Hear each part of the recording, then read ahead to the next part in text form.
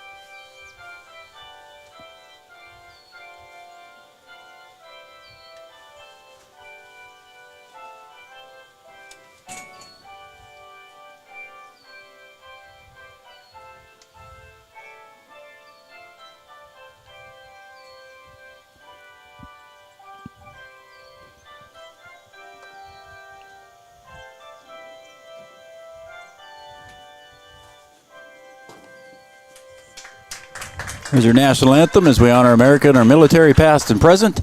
And we just celebrated Independence Day, Brian, and what a great weekend it was. A little warm, but it was a great weekend. Yeah, a little warm there on Sunday, but a great baseball game between Post 53 and Post 20 over at John Randall Field. Good, exciting finish, and a nice fireworks show to follow after. It was a great fireworks show that they had, one of the best in the past years, and Unnie does a good job with it every year, but again, it was a great show this year again.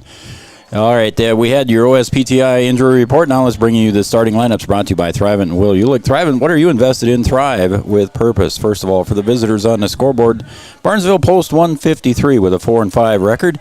Coming in here batting first will be Quincy Mori, the left fielder. The shortstop, Carson Hagan, bats second. First baseman, Travis Affield, bats third. Caleb Jablonski, the catcher. And Bryce Kruger, the designated hitter, will bat fifth. Noah Kraus, the third baseman. Blake Torfin, the center fielder. And batting eighth is going to be Jack Olson, the right fielder. And batting ninth, Asher O'Brien, the second baseman. And the starting pitcher for Barnesville will be Peyton Pana.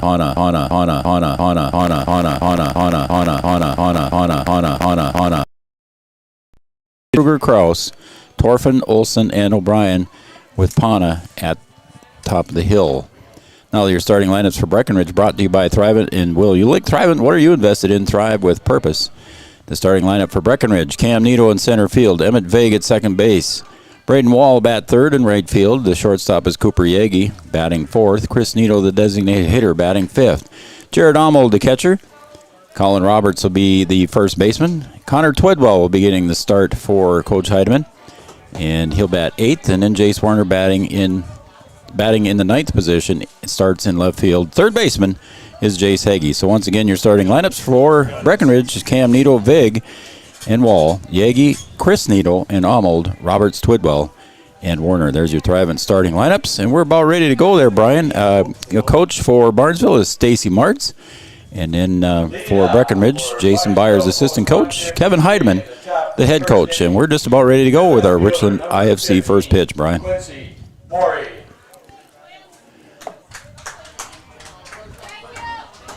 The Richland IFC first pitch. It's rocketed off of the arm of Twidwell, and it'll go down as an error in the book. And the first pitch brought to you by Richland IFC at 6:29. Richland IFC, innovative food crops from the rich lands of the Midwest. Well, you don't want to start off with an error, but there was a rocket there. It was hit hard. It was hit hard. Yeah. But post 153 will try and take advantage of that miscue off the bat here. So Carson Hagan comes up, the shortstop now with a runner at first base is Quincy Mori reaching on the air. There's a foul ball out of play. Didn't bring your motorcycle today, Brian, so your motorcycle's safe. Yeah, I decided to give it a rest for a day. Yep. Weather looked a little iffy, just didn't know. Twidwell delivers, swung on and fouled back, and the count's 0-2 now to Carson Hagan. Partly cloudy day, so the sun will go behind the clouds here every once in a while. Crowd starting to assemble. Field looks good here at Breckenridge. Chad and the boys did some sod cutting here over the past week. Just outside for ball. It's 1-2 now to Carson Hagan. So they trimmed some of the lines there and the walk paths, and it looks really good out there. Did a nice job, Chad.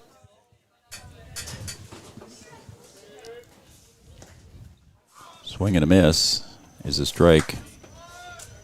Excuse me, I said that was Twidwell at first. It was Roberts. I'm sorry. Forgot in my head there real quick that Connor was pitching. Travis, half field. So a strikeout there for Twidwell is the first out, and that's going to bring up Travis Affield, first baseman for Barnesville. And there goes the runner. Swung on and a pop fly to center field. Cam Needle on his horse going back. Makes the catch, a running catch out in center field. Nice catch by Cam. And almost at second base was Maury, and he had to retreat. Nice catch out in left center field by Cam Needle, and he's got the speed and the wheels to cover the ground. Yeah, Cam just got on it right away, caught it right off the bat, and able to run that thing down. Had a long way to go, but he's got the speed to get there, and they get the second out of the inning. So that's going to bring up Caleb Jablonski. He's the catcher for Barnesville. Takes high and away ball. And Kelly McNary behind the plate umpiring, and Rick Mortensen on the bases. Swung on a drive, and a line drive is caught there by Emmett Vig at second base.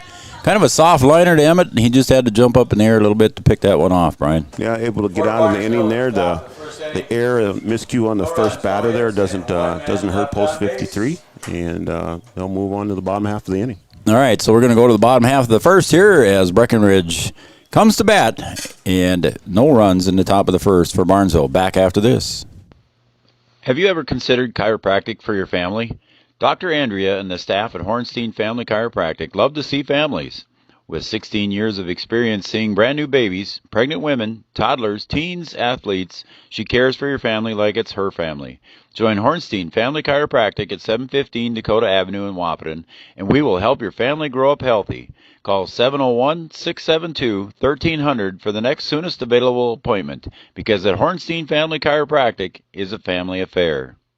Did you know that we serve nearly 1,500 square miles across North Dakota and Minnesota? Or that we've been around for over 60 years? How about that we've got 3,000 miles of fiber optics powering one of the best networks in the region? The best part? We're a cooperative. That means we're continually reinvesting in our communities to make them better than ever. We are Red River Communications. We've been recognized as a leader for helping our communities be great places to live and work. To find out how we're helping connect our communities, visit redrivercom.com. Around here every every town is a sports town, and why not? Sports were important to us growing up, and we want the same for our kids. To get involved, because that's how kids learn to lead. And why Farmers Union Insurance supports these programs. Farmers Union Insurance. They don't just protect our community, they invest in it.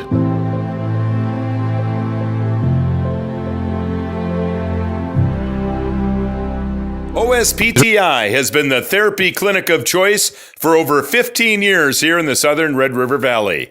At OSPTI, they strive to have the most up-to-date treatment options available with their hands-on method to decrease your symptoms and ensure quality care.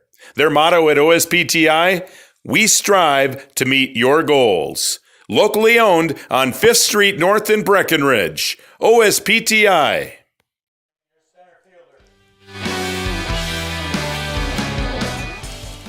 All right, welcome back to Breckenridge, Minnesota. Here we're going to the bottom of the first. Breckenridge at bat for the first time today. Barnesville left one runner stranded in the top of the first after an error by Roberts. Cam Nito at the plate takes low for a ball. Even on the 4th of July, Brian, we saw Cam hit the ball well over in Wahpeton. He drove one out to right center for a double. He likes that right center spot. Yeah, he likes to work the middle of the field, especially right center, and has a lot of power. Not a big guy, but he can certainly send it out there. Cam batting .372 coming into Sunday's game. He bloops one over to left field, and it falls in for a base hit. Little bobble out in left field, and Cam takes a big turn, but he's going to hold up there with a base hit, and the first one for Breckenridge, leading off with a single. Talk about the power that he has, and he just bloops one right over. Yeah, we talk about the power, and he fisted that one over the shortstop's head there. A hit's a hit. A hit's a hit. Emmett Vig coming into Sunday's game was batting .396. He's up next now, the second baseman for Breckenridge. Don't have any current stats after Sunday, but we'll use, coming into Sunday's game, we'll use those stats. Not too far off. And there goes Nito on the first pitch. Throw down, might have got him, and it did. And Cam says he pulled his hand out of the way, slid in with his right hand. And there is a stolen base. Or not a stolen base, excuse me. Caught on the stolen base is what I'm trying to say. Caught him there. Cam thought he got his right hand underneath there. Yeah.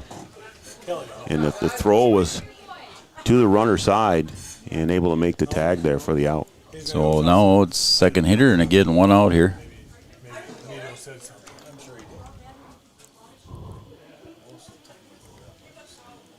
So the umpire wants to go over and talk to head coach Heidemann for a few seconds, and don't know if it's if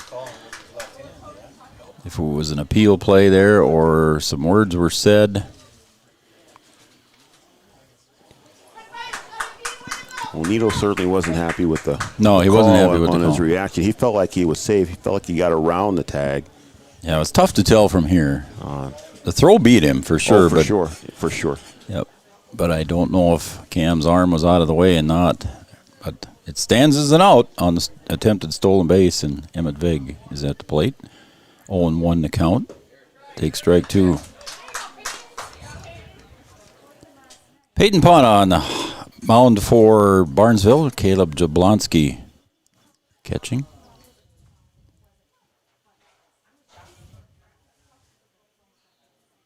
The 0-2 pitch.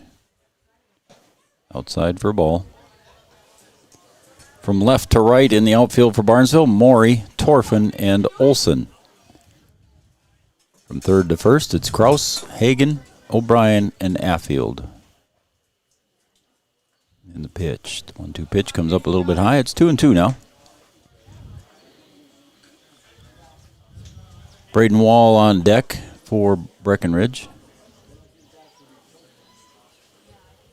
And Peyton Ponna gets the sign. He's set to deliver. Just low. It's ball three, and the count goes full after Braden Wall fell behind, Emmett Vig fell behind 0-2, and now the count is full. Vig doing a good job of working this thing back to full.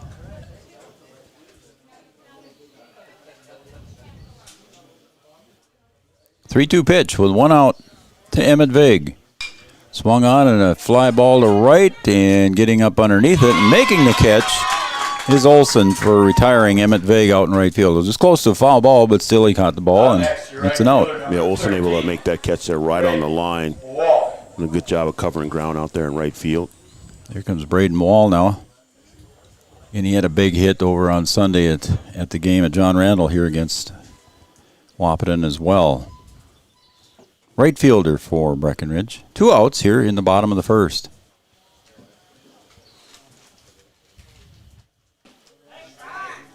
Don't have that call too often, Brian. It's post 153, and then it's post 53. You're going to get tongue-tied here. Oh, I will. You just don't put it in my head now because you know dang well it will.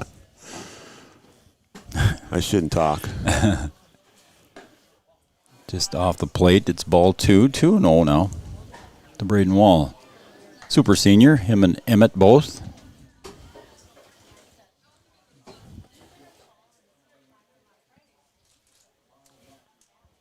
Peyton Pana delivers a 2-0 pitch on the corner, strike one.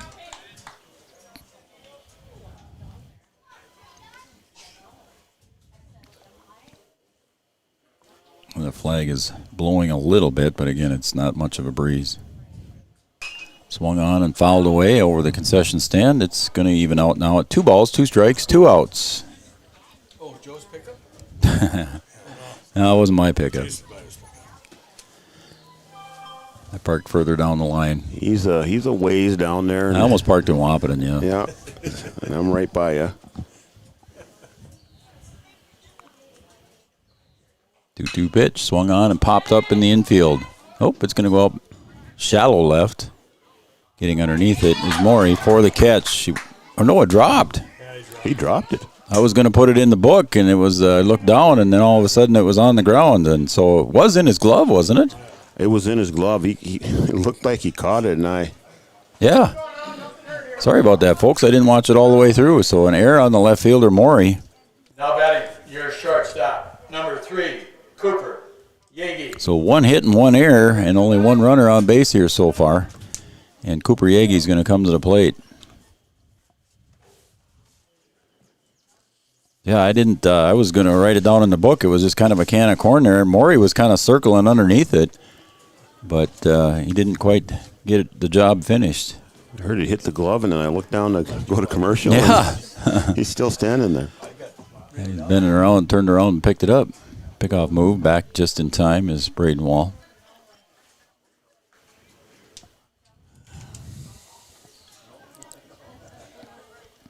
So Braden Wall at first base. There's 2 outs in the first pitch. Pop up just right in front of the plate, and coming in to make the catch is Peyton Pana to retire Cooper Yagi. So Cooper Yagi pops out. That one was not dropped. No, that one was secured away by Peyton Pana. So 1 left on base, 1 hit, and 1 error here as we go to the top of the second. Breckenridge and Barnesville tied at 0. We'll be right back after these messages right here on Three Borders Sports Network.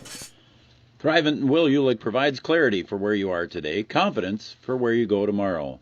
Thrivent combines financial expertise with purpose-based planning to help you with where you are today and where you want to be tomorrow. At Thrivent, Will Ulick can help you address a variety of complex subjects to meet your unique wealth management needs, from retirement planning to investment management and estate planning. Thrivent, what are you invested in? Thrive with purpose. Thrivent and Will Ulick supports all area sports teams and wishes them the best of luck. The Wahpeton Daily News wishes all area sports teams the best of luck this year. The Wahpeton Daily News thanks you for supporting local journalism, including the Daily News and the News Monitor. Keep up with local news, sports stories, and personal interest stories in our papers. Check out www.wahpetondailynews.com for more information about our e-newsletter right at your own computer. The Daily News supports all area sports teams and wishes all of the teams the best of luck this season.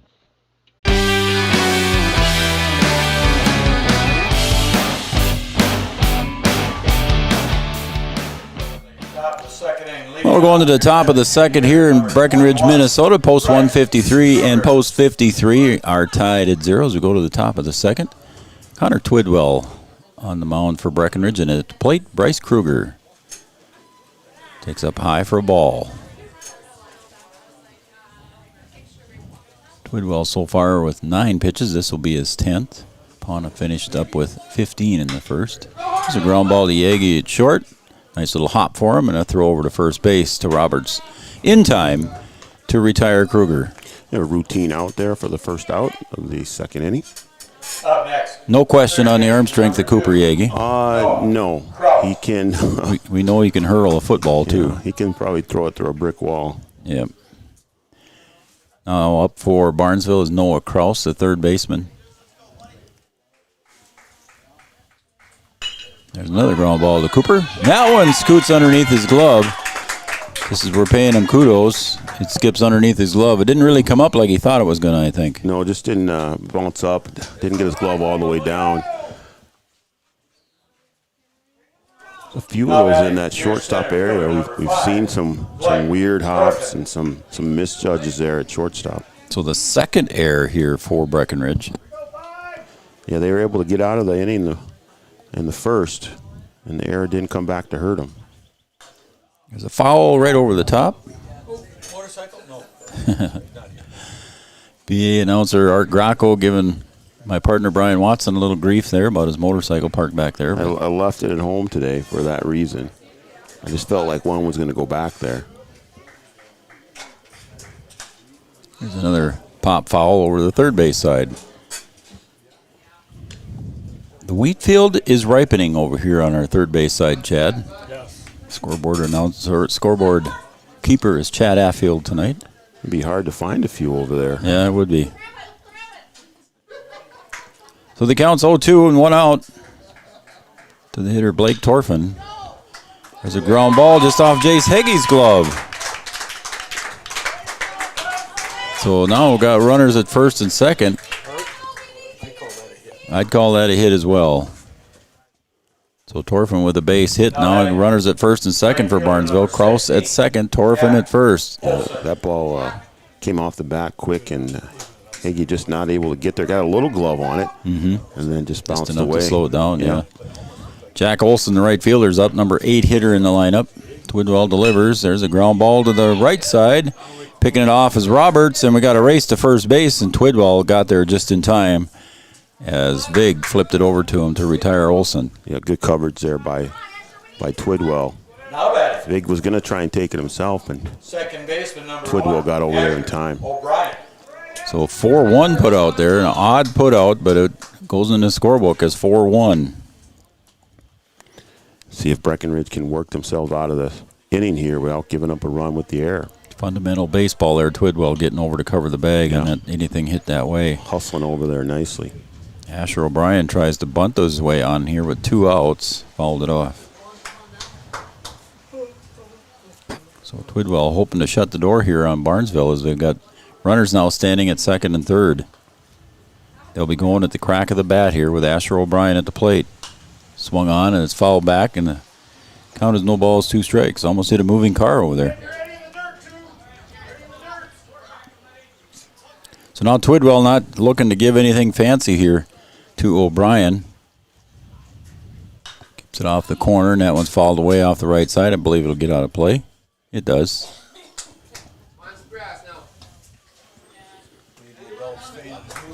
So it's still 0-2 now to Asher O'Brien. Second baseman for Barnesville. Leadoff hitter coming up next is Quincy Mori. Twidwell delivers. Swung on a drive to center. Cam Nito takes 2 steps in and makes the catch and retires Barnesville. But not before they threaten with a base hit and an error from Breckenridge. But again, Connor Twidwell gets out of the inning. Yeah, you got to be able to fight off a couple of those miscues. That ball hit right at Cam Nito and able to get themselves out of the inning there. Thought maybe Barnesville was going to work their way in for a run off that error. So they strand 2 here in the top of the second. And they've got 3 left on base here so far, Brian. So we're going to go to the bottom of the second now, and we're still tied at 0. Wapanen Drug and Gift on Dakota Avenue in Wapanen is your locally owned hometown pharmacy. Lori Strauss and her team have over 60 years of combined pharmaceutical experience. In addition to prescription medication, you can also find all of your over-the-counter pharmaceutical needs as well. Wapanen Drug and Gift has a huge selection of home decor, gift ideas, and always free gift wrapping. You can find something for everyone at Wapenen Drug and Gift. Open Monday through Friday, 8:30 to 6, and Saturdays, 9 to 2. Richland IFC works closely with their producers to utilize superior cropping and processing systems that yield products and ingredients of the highest quality and integrity. Richland IFC is dedicated to working with their growers through relationships based on longevity and mutual benefits for all parties involved.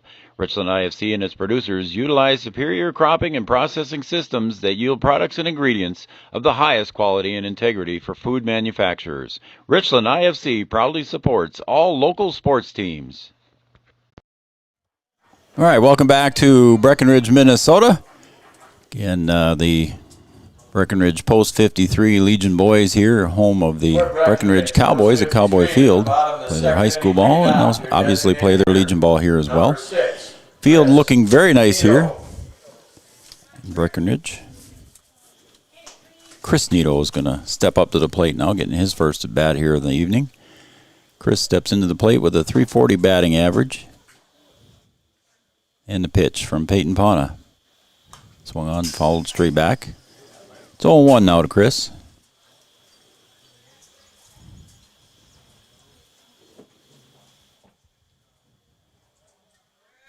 Peyton Pana looks like a lanky right-hander. And he goes outside with that one. It's ball one. 1 ball, 1 strike now to Chris Nito.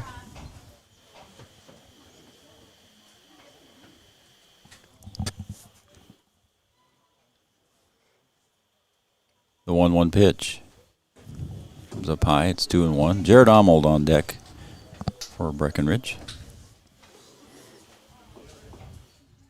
You can see the center fielder, Torfin, just pulled a little bit to the left. Swung on and missed. It's 2-2 now. Chris Nito, the designated hitter. Jace Heggie at third base. He's batting for Jace. So the pitch caught him looking, and it's strike 3. Yeah, just got the edge there. Got to protect the plate. Need to be swinging the bat there. First strikeout there for Peyton Pana. Again, Jared Armold coming to the plate now. Jared on the season, batting .293.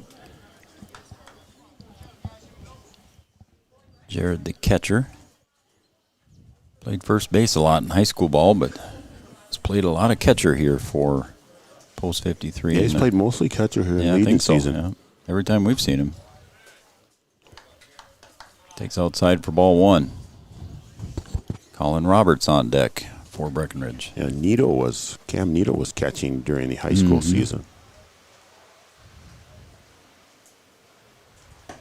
Takes the outside corner for strike 1. Well, the corner's there. I think if it's going to be out there, you're going to need to be swinging the bat. Yep.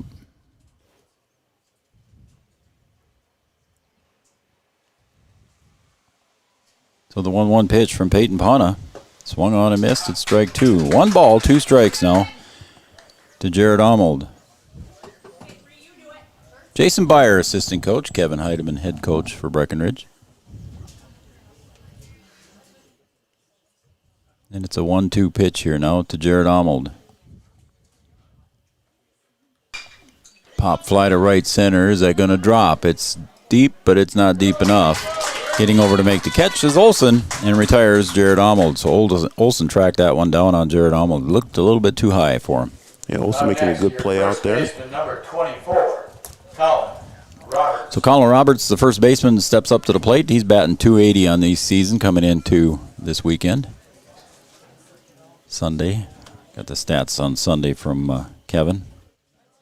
So I have not got the updated stats since Sunday's game, but we'll continue to use these. If they went up or down, it wasn't by very much for each individual player. Again, it was a good game on Sunday, 6-3 victory for Post 20. And if you want to watch it there, it was a good game there for both teams. It's back on Three Borders Sports Network webpage if you go to our YouTube channel. Go to our YouTube channel. You can also go to our webpage, threebordersportsnetwork.com, and you can find that game on our past broadcast. The 2-0 pitch. Swung on and popped up. Coming in from center field is Torfin, and back at shortstop in shallow center field making the catch is Hagan. And Breckenridge is retired. 1, 2, 3. So that's retires Breckenridge here in the bottom of the second. We're going to go to the top of the third. We have no score here at Cowboy Field. We'll be right back on Three Borders Sports Network right after this. Have you ever considered chiropractic for your family? Dr. Andrea and the staff at Hornstein Family Chiropractic love to see families. With 16 years of experience seeing brand new babies, pregnant women, toddlers, teens, athletes, she cares for your family like it's her family. Join Hornstein Family Chiropractic at 715 Dakota Avenue in Wahpeton, and we will help your family grow up healthy. Call 701-672-1300 for the next soonest available appointment, because at Hornstein Family Chiropractic is a family affair. Around here, every town is a sports town. And why not? Sports were important to us growing up, and we want the same for our kids. To get involved, because that's how kids learn to lead. And why Farmers Union Insurance supports these programs. Farmers Union Insurance. They don't just protect our community, they invest in it.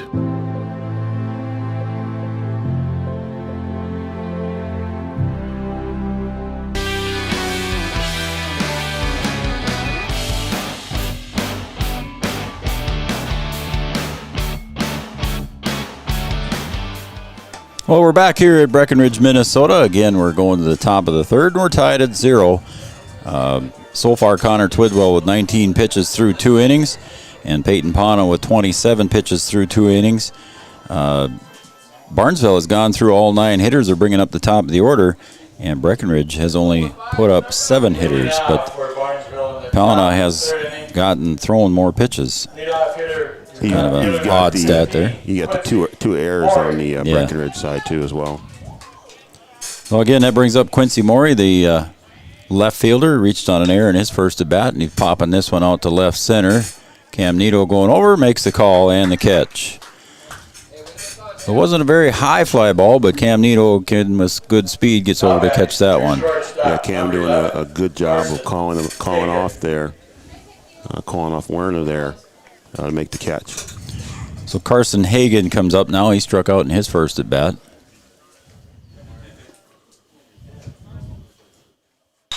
First pitch swinging. Chopper to Cooper Yagi at short. Over in plenty of time to Colin Roberts. So 2 pitches, 2 outs here really quick for Connor Twidwell. Yeah, Cooper got the bounce that he was expecting there, right in the breadbasket, and able to make the easy throw over the first for the second out. So it's Travis Affield. He popped out to Cam Nito also in the first inning.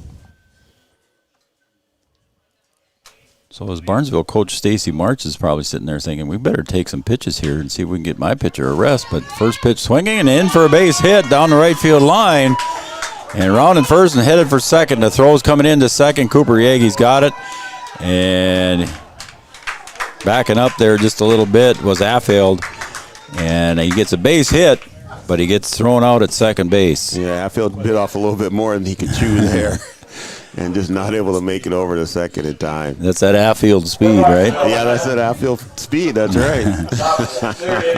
Sorry to the Affield family in Barnesville, but we got Chad Affield sitting up here, so we're just giving everybody a hard time. So we're just teasing Chad up here more than anything. So, all right, you even said it. So you're the one that said it. All right, 3 up, 3 down here for Barnesville. I think it was just 3 pitches too, if I remember right. So he started with 19. He's at 22.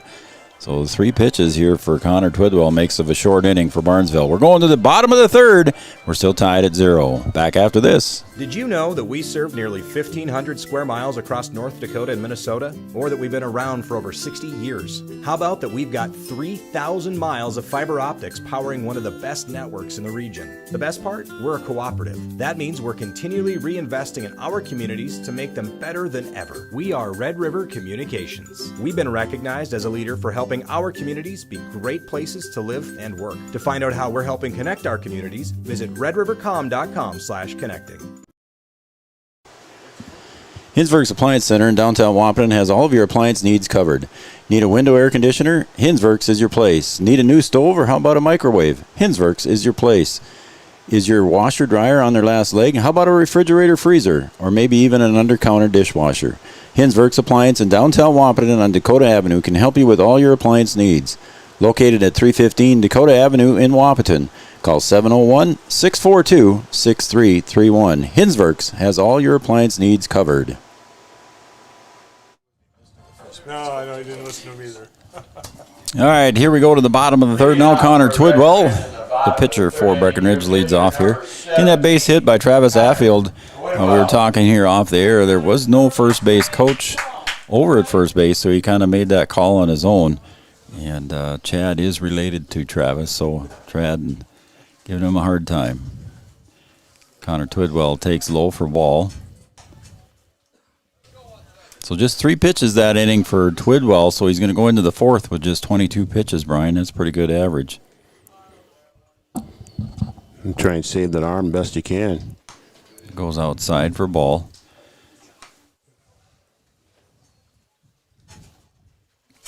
So it's 2-0 now to the pitcher, Connor Twidwell. Peyton Pana delivering to Caleb Jablonski, the catcher. Call strike. So 2 balls, 1 strike here now to Twidwell. Coming into Sunday's game, he was batting .242.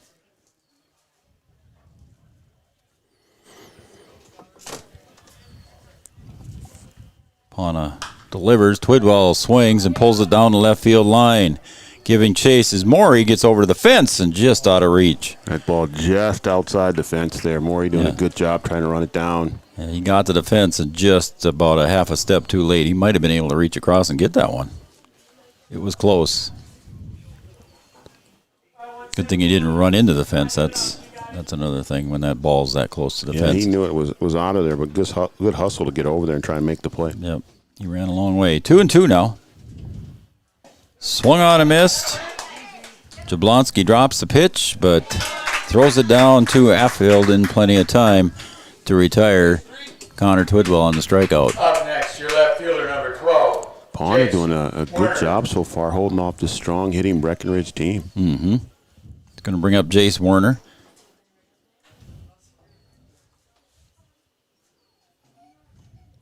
Team batting average is in the .340 range for Breckenridge. Pana delivers, swung on, and a ground ball to Hagan. Hagan picks it up over to Affield in time to retire the number 9 hitter, Jace Werner, 6-3. Pana doing what you need to do, throwing strikes, getting them to hit ground balls, and the defense doing their job behind them so far. Yeah, Pana's not throwing a lot of pitches in this inning either, and he's got 2 outs, but that's going to bring up now the leadoff hitter, Cam Neto, who singled in his first at-bat. Little blooper over the shortstop's head.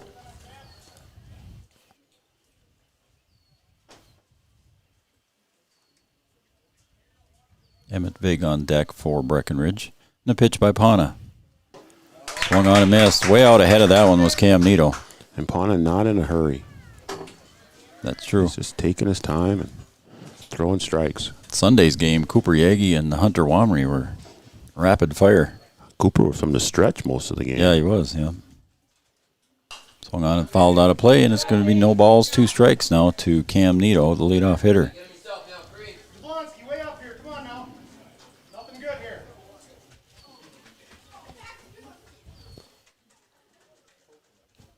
So the 0-2 pitch from Peyton Pana.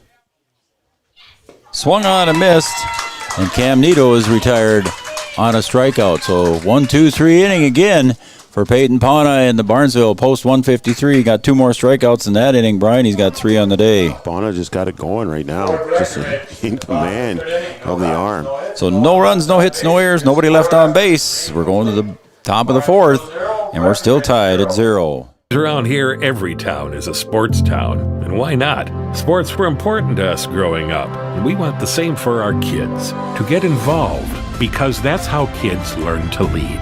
And why Farmers Union Insurance supports these programs. Farmers Union Insurance. They don't just protect our community, they invest in it.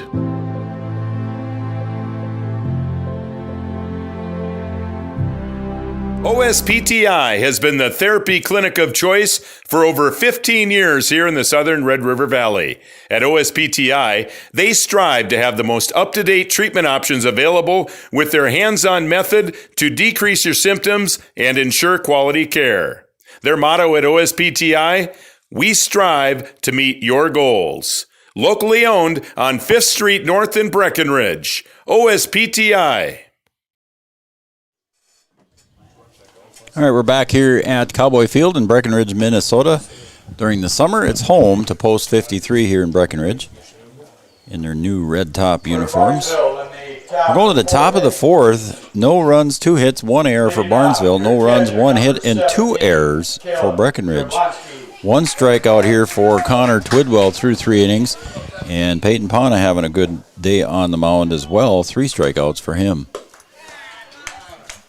First pitch is a ball from Twidwell, and at the plate for the Barnesville 153 is Caleb Jablonski. Popped out in his first at bat. Jace Heggie picks that one up at the knees, fires over to Colin Roberts covering first base. There was no question Heggie had the speed behind that one to pick it up. Yeah, he did. Both pitchers not throwing a lot of pitches. Throwing strikes right away. Strikes right away. It makes for a fast game. We're already in inning number 4 here. So that brings up Bryce Kruger, grounded out to Cooper Yagi in his first at bat. And we're barely 30 minutes into it here, Brian, and we're already in the 4th inning. No overtime for you tonight. No overtime. We got a pitcher's duel going on here. Unless we go extra innings, that might happen too. There's the announcer's jinx. That's the announcer jinx right there.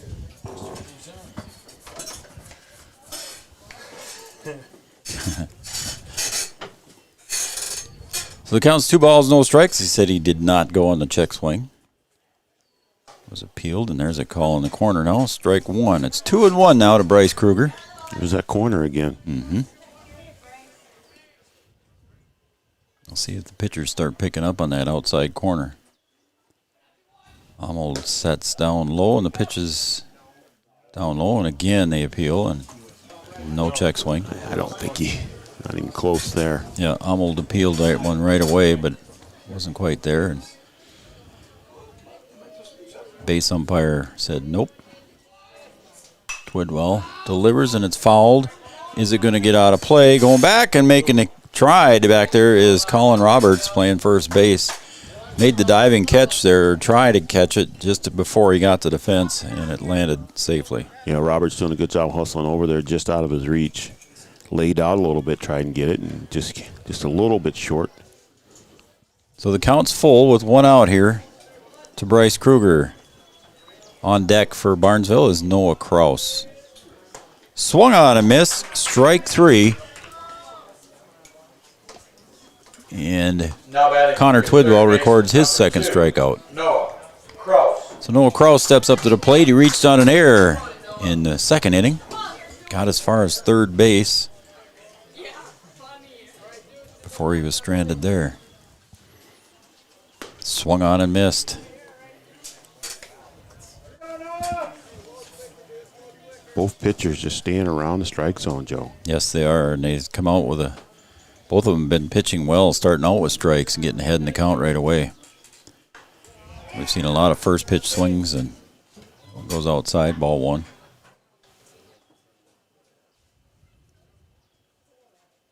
Makes for an interesting battle between the pitcher and the hitter when the pitcher can come out with the first strike. Swung on a ground ball to Yagi. Couple 3 hops. Yagi takes a skip and a hop and a throw and retires Noah Kraus 6-3. So a 1-2-3 inning for Connor Twidwell, retires Barnesville, and we're going 3.5 innings. We're going to the bottom of the 4th. We are still tied at 0 here in Breckenridge, Minnesota, right here on Three Borders Sports Network. Wapenen Drug and Gift on Dakota Avenue in Wapenen is your locally owned hometown pharmacy. Lori Strauss and her team have over 60 years of combined pharmaceutical experience. In addition to prescription medication, you can also find all of your over-the-counter pharmaceutical needs as well. Wapenen Drug and Gift has a huge selection of home decor, gift ideas, and always free gift wrapping. You can find something for everyone at Wapenen Drug and Gift, open Monday through Friday, 8:30 to 6, and Saturdays, 9 to 2. Have you ever considered chiropractic for your family? Dr. Andrea and the staff at Hornstein Family Chiropractic love to see families. With 16 years of experience seeing brand new babies, pregnant women, toddlers, teens, athletes, she cares for your family like it's her family. Join Hornstein Family Chiropractic at 715 Dakota Avenue in Wahpeton, and we will help your family grow up healthy. Call 701-672-1300 for the next soonest available appointment, because at Hornstein Family Chiropractic is a family affair.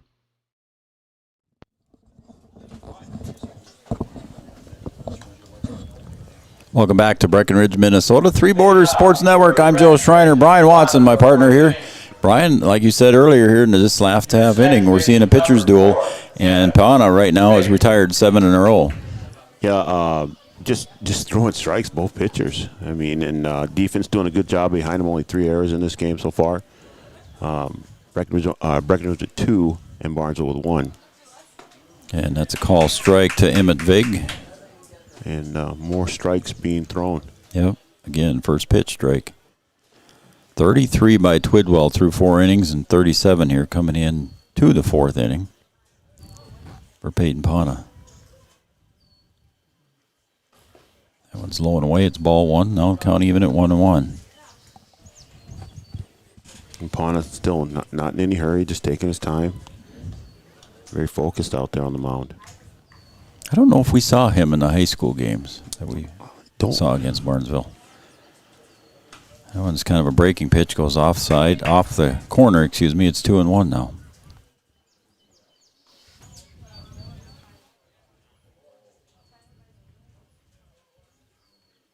Two and 1 pitch from Peyton Pana. Outside off the plate. It's 3-1 now. Emmett Vig has the proverbial hitter's pitch here. Can sit for a fastball and see what he gets.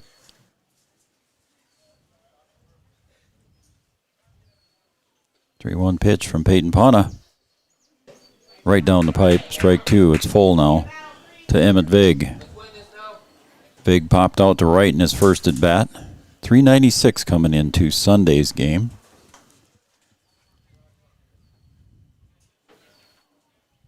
And the payoff pitch from Peyton Pana. Swung on and popped to the left field side. Mori's got to hustle in, coming in, way in, and makes the running catch coming in right at his waist. And that retires Emmett Vig on a hustling catch in coming in from Mori. Yeah, Mori made up for the one that he dropped earlier. Able to hustle in and get that ball. I think that was a little deeper or a little more shallow than what the shortstop Hagan thought it was going to be, because he just kind of stood there and turned around and waited for Mori to come in. Yeah, the shortstop could have easily made it back there. I think he just misread it. Yeah, I think so too. Mori was already on his horse on his way in there and able to make the catch. Braden Wall reached on an error by Mori here in the first inning. Routine fly ball, and for some reason Mori circled underneath it and it fell out of his glove. But on that catch there of Emmett Vig's pop fly, made a nice catch and made up for that one. So 8 in a row retired as Vig pops that one out to the right field side. Out of play. Pana doing a good job with the last batter. Fell behind, and then count was 3-1, and threw a nice strike. 2 balls just right around the plate that had to be swung at.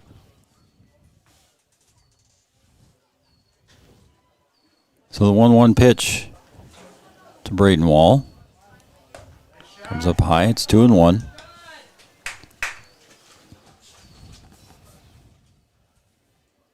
So Barnesville coming in here at 4-5. Breckenridge 13-4 overall, 10-0 in the district. That one's pulled to the left side. Takes a high hop at third base for Kraus. Over to first base, and a nice catch over there by Affield. Retires Braden Wall in a hard ground ball.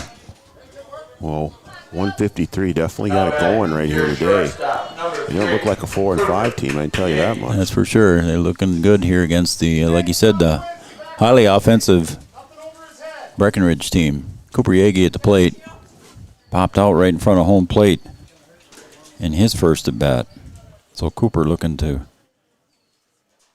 do something here with the ball with 2 outs for Breck.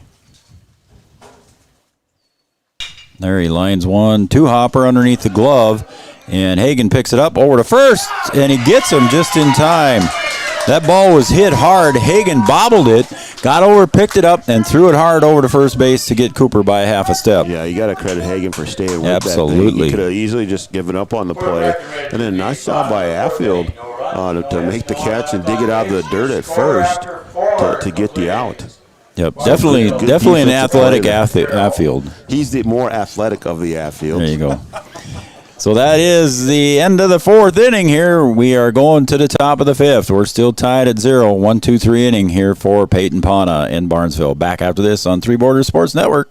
Did you know that we serve nearly 1,500 square miles across North Dakota and Minnesota? Or that we've been around for over 60 years? How about that we've got 3,000 miles of fiber optics powering one of the best networks in the region? The best part? We're a cooperative. That means we're continually reinvesting in our communities to make them better than ever. We are Red River Communications. We've been recognized as a leader for helping our communities be great places to live and work. To find out how we're helping connect our communities, visit redrivercom.com/connecting. Thrivent and Will Ulick provides clarity for where you are today, confidence for where you go tomorrow.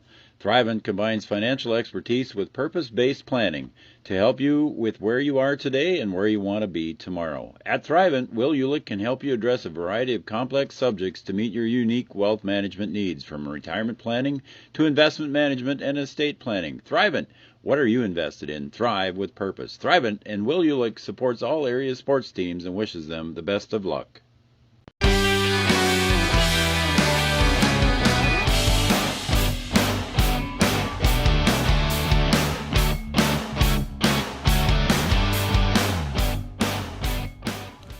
Back here in Breckenridge, Minnesota, we're going to the top of the fifth. We're still tied at 0. Great baseball game here. If you're a Legion baseball fan, I hope you're enjoying tonight's game here on Three Borders Sports Network. I'm Joe Schreiner, Brian Watson, and leading off the top of the fifth with a drive to left field, and it's drifting foul, and Werner giving chase, but just out of his reach as well, similar to what Mori chased down a little while ago. Almost in the exact same spot. Twidwell hit one over there deep, just outside the fence. So Blake Torfin at the plate, center fielder, single in his first at bat. Drove that one pretty good to the left field side, but foul. So it's 0-1 again. The pitcher's getting ahead in the count, and that one's pulled foul for strike 2. Just bounces off the bullpen mound. So again, getting ahead in the count now. It's no balls, 2 strikes. Connor Twidwell has retired 8 in a row.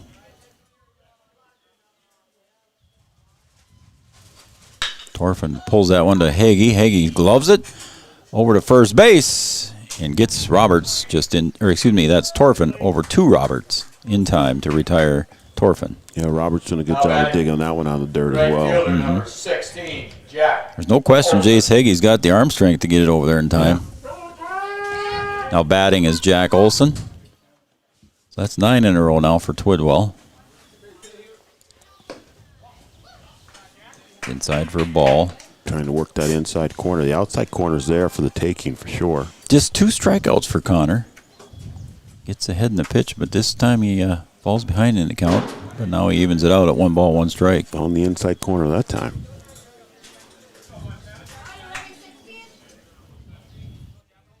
Olson was retired on a ground ball to Vega at second base, and Twidwell had to go over and cover it as that one was fouled out of play. It does look like my pickup over there, doesn't it? It does, but it's not. That's not mine, though. Not enough chrome on that one. Okay. Oh, strike 3. And Jack Olson is retired looking at strike 3. And Twidwell gets his 3rd strikeout of the game. Up next. So again, Twidwell does quick work there of Jack Olson, the number 8 hitter, and brings up number 9 hitter, Asher O'Brien. He popped out to Cam Nito in his first at bat.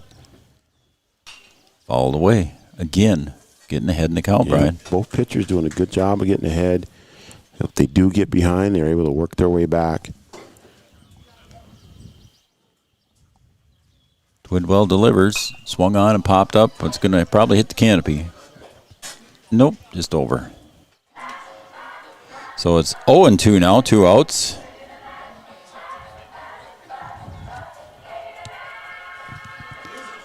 No balls, 2 strikes, 2 outs to Asher O'Brien. There's a call, strike There's 3. the outside corner. That's right that there, outside Joe. corner you've been calling all night, Brian. And it's a- another 1-2-3 inning for Connor Twidwell. He's very consistent with the outside corner. Anything out there, you got to go get. So that's 4 strikeouts now for Connor Twidwell here, and 11 straight retired by Breckenridge. We're going to the bottom of the 5th here. We're still tied at 0 on Three Borders Sports Network. The Wapaton Daily News wishes all area sports teams the best of luck this year. The Wapaton Daily News thanks you for supporting local journalism, including the Daily News and the News Monitor. Keep up with local news, sports stories, and personal interest stories in our papers. Check out www.wapatondailynews.com for more information about our e-newsletter right at your own computer. The Daily News supports all area sports teams and wishes all of the teams the best of luck this season. Hinsberg's Appliance Center in downtown Wapaton has all of your appliance needs covered.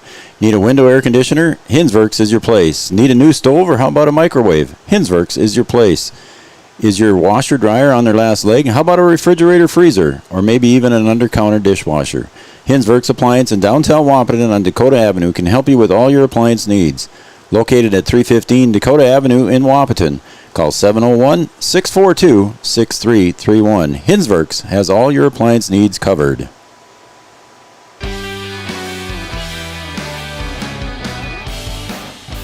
How about that, Brian? We want to welcome a new sponsor, Hinsberg's Appliance Center, to our sponsors. And they're going to finish up the summer season with us, and then they're going to do the fall football season as well. That's where you picked up that air conditioner over there. That's for right. John Randall Field in the press box. Got that done, and Steve Hinsberg and the crew over there were very helpful when I was over there, and good to work with, good folks to work with. As Pauna gets behind in the count now, as we just talk about how the pitchers were getting ahead in the count, and now Pauna falls behind to Chris Nito, 2-0. Let's see if he's able to work his way back as he's shown. So the 2-0 pitch comes in tight. It's 3-0. And that one inside on the hands. And I believe it's the first 3-0 count we've seen tonight. Right. From either pitcher. From either pitcher, yeah. Chris Nito struck out in his first at bat. See what he does with the 3-0 pitch if he gets a green light. Got the inside corner. Wow. So again, Nito's going to be sitting on the fastball with a 3-1 count. And he struck out looking, so we'll see if he's more aimed to protect here. That one's high, but Nito takes a cut at it. Going to get out of play here on the third base side. Yeah, he had to go get that one. Rolls right to that lady. She didn't even have to get out of her chair. Just rolled right to her. And here comes the little guy to collect so he can get to Freezy. Collect the treat. All right. So now, coming back in the count here is Peyton Pauna. It's 3-2 to Chris Nito. He swings at that one and is driven to right center. Way up high. Coming in to make the catch in right center field is Torfin for the out. Yeah, I just couldn't see Chris taking another pitch there. You know, after you strike out looking the first time, you're not going to let it happen again. You know the umpire's calling the outside corner. That ball may be a little bit high, but tough to take there. Jared Armold steps up to the plate now. He popped out to Olson in right field. Peyton Pauna with 53 pitches here through 4 1/3.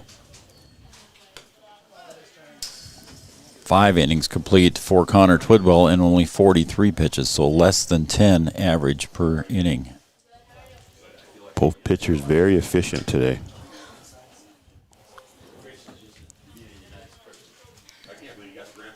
See, there's a lot of folks that like to see a lot of offense in baseball, but of course I was a pitcher. I didn't really want to see it unless it was my team scoring the runs. There's that outside corner again. So 1-1 now to Jared Armold. That one looked like maybe it was a little bit low. Yeah, I'm sure you like a pitcher's duel, don't you? Yeah, I did.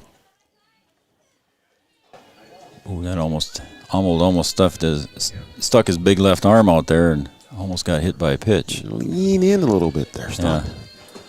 11 in a row retired by both pitchers to this point. Pauna delivers just off the plate for a ball. It's 3-1 now. again, 3 balls issued to this hitter.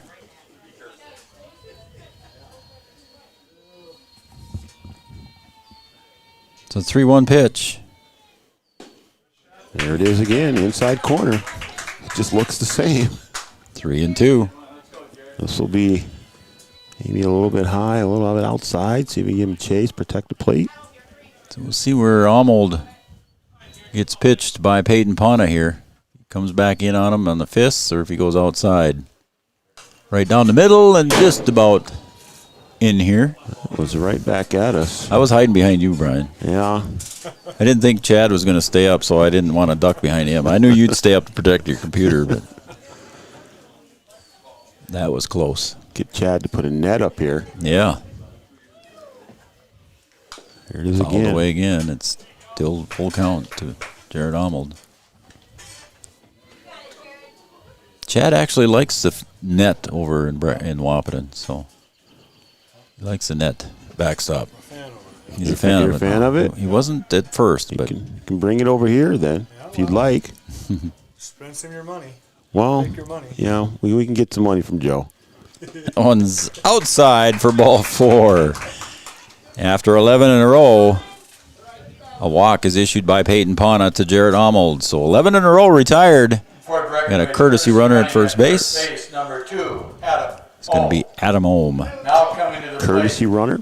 first baseman, number 24. Now batting is Colin Roberts. Colin popped out to short in his first at bat. So the first base runner in 12 at bats here for Breckenridge here in the bottom of the 5th with 1 out is Adam Ohm at first after the walk to Jared Almold. And the last runner that was on tried to steal. We'll see if Coach Heidemann gets aggressive here with 1 out. It's kind of the MO. So Colin Roberts at the plate. Not a huge lead at first. There's a drive, and it's a base hit for Colin Roberts. And we'll have runners now at first and second for Breckenridge as Roberts roped that one down the third base side between third base and shortstop for a base hit. Yeah, just a nice hit there. Even sounded good when he hit the bat. Pinch hit. So now Twidwell comes back, and it looks like we got a pinch hitter. It's Griffin Bossy. Griffin Bossy. So Bossy will pinch hit. Runners at first and second. Okay, there's 1 out here, Coach. I don't think you're going to bunt here, but you never know. Try to get the runners a little bit closer. Apana's been around the plate. I don't even think he's thrown a wild pitch or a pass ball here the whole game. No, he's had one maybe, that the catcher let get by, but he's been in control. Griffin Bossy now at the plate. And the pitch. Swing and a miss. Strike 1.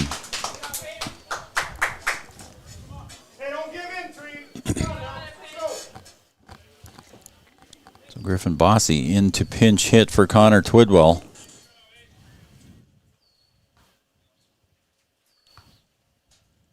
Griffin Bossy facing Peyton Pana. The pitch swung on and fouled off over the concession stand. And the count goes now to no balls, 2 strikes to Griffin Bossy. You know, you pitch a good game to this point. You give up 2 hits. Well, one was a walk. You give up a hit. Some pitchers will get a little rattled. Pana still. He looks pretty calm out there, Still doesn't pretty he? calm out there, just stand within himself. The 0-2 pitch caught the corner. Bossy is struck out. Joe. Caught looking. Anything on the outside, you got to swing at. Yeah, they should be talking about that in the dugout, that pitch is being called all night long for both teams. That's going to bring up now the number 9 hitter, Jace Werner, with runners at first and second. Standing at second base is Adam Ohm. At first base is Colin Roberts. Swung on and fouled back just over the fence. So again, Pana gets ahead in the count, 0-1.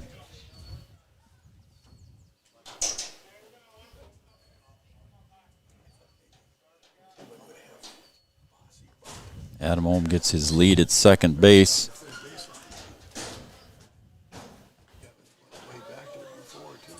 And the pitch. Just outside, looked like it hit the dirt. So it's ball 1, strike 1, 2 outs.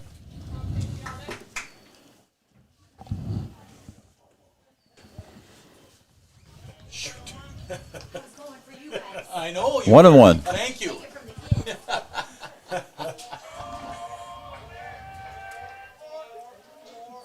And that's a swung on and driven to left. Mori goes over a couple steps. Line drive to Mori out and left. He gets a couple steps over Brian and makes a catch about head high. Yeah, Mori doing a good job out there in left field. Had the one miscue early, but certainly making up for it. Had two really good plays there. And able to get the third out of the inning there.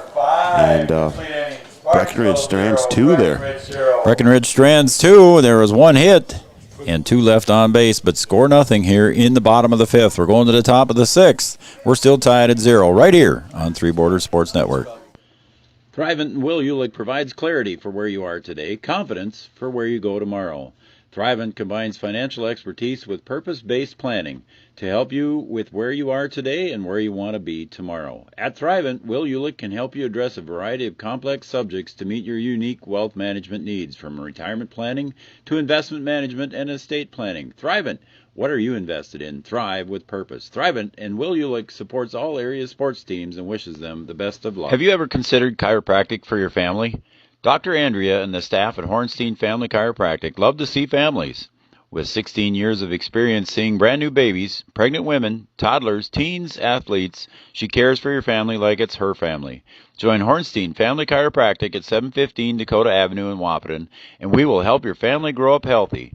Call 701-672-1300 for the next soonest available appointment, because at Hornstein Family Chiropractic is a family affair.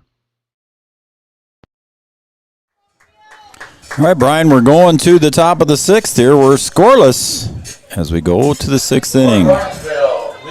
Both pitchers got to 11 in a row. Connor Twidwell right now with 11 in a row. He's going to see if he can get the 12th in a row. But when Peyton Pana hit 11 in a row, that's where he hit a little bit of a stumble, but he still allowed no runs. Yeah, able to get out of the inning, getting post 53 to strand 2 out there. They were in business there. Runners at first and second, 1 out. Pana able to work his way out of that. Mori swings that one back, and it's strike 2 now to Mori. Reached on an error in the very first at bat in the first inning, and he popped out to Cam Nito in left center field. So he's 0 for 2 on the day. Twidwell delivers his 46th pitch, and that one's fouled back, and the count remains no balls, 2 strikes.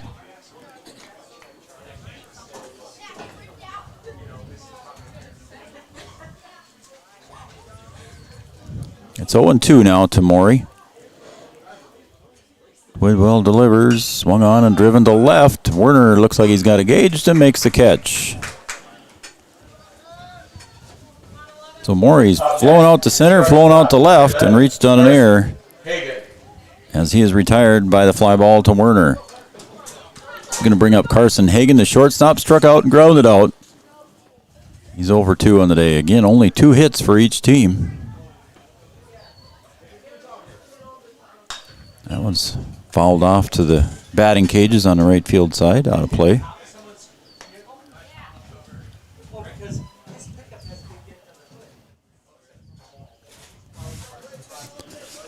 So it's no balls, 1 strike here to Hagan. Comes up high.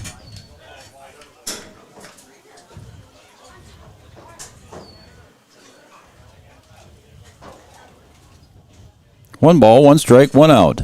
Twidwell with pitch number 50. There's a base hit to left field. Nice little line drive base hit by Carson Hagan. Puts the runner on, and 12 in a row retired for Connor Twidwell is now broken. Your first baseman, number 20. See if Barnesville decides to get aggressive on the bases here. So this is going to bring up Travis Affield. Singled and popped out. Fly ball to right field side. Wall coming in, going out as Roberts. Wall calls him off, and it just falls out of his glove. I think he saw Roberts flash by him there, Brian, and was looking for the collision, but Roberts did a good job getting away and just fell out of Wall's glove. Yeah, Roberts had a beat on it, but he was just a weird angle, kind of turned around backwards, and just not able to make the play.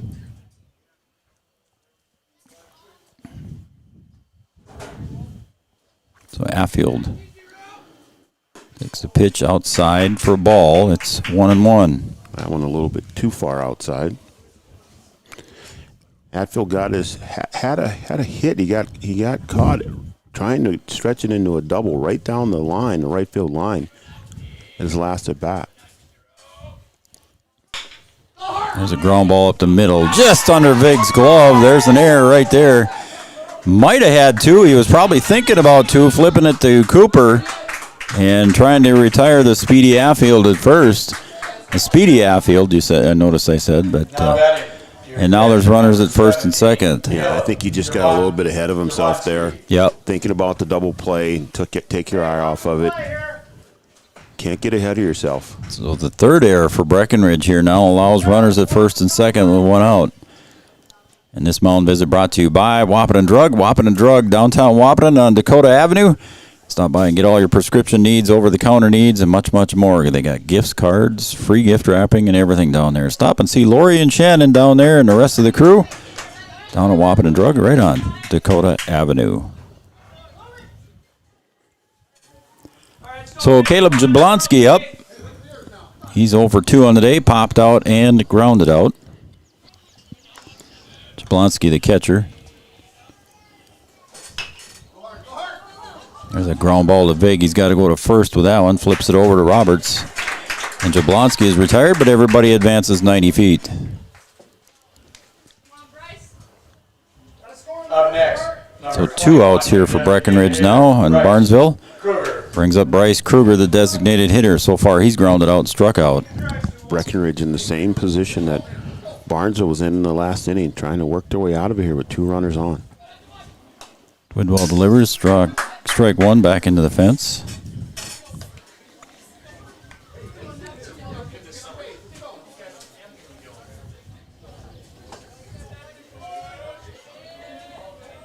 So the 0-1 pitch from Connor Twidwell to Bryce Kruger. And a pickoff move to second base, and they had him.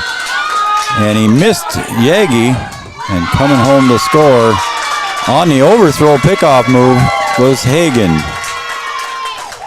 So Twidwell spun around, Brian, and he missed Cooper Yagi heading to the bag. And they had the runner at second base picked off. Yeah, they did have him. Just the timing just wasn't there, just off by just a hair. And the ball gets by, and Barnesville takes advantage of it and scores the first run of the game. So another error there for Breckenridge allows the run to come home, and then advancing 90 feet was Affield over to third. Team speed, yeah, there you go, Chad. Team speed. Relative Travis talking about that Affield speed. Swung on and another base hit, so maybe wouldn't have made any difference here. As a base hit RBI for Bryce Kruger. Makes the score 2-0 now in favor of Barnesville here in the top of the 6th. Just taking advantage of those miscues. We talked about that in previous games, how those errors extend innings. And Barnesville taking advantage of it here now, up 2-0. And 2 outs. And 2 outs, exactly. 2 runs on 2 outs here for Barnesville. It's going to bring up Noah Kraus. Reached on an error and grounded out. Takes strike one.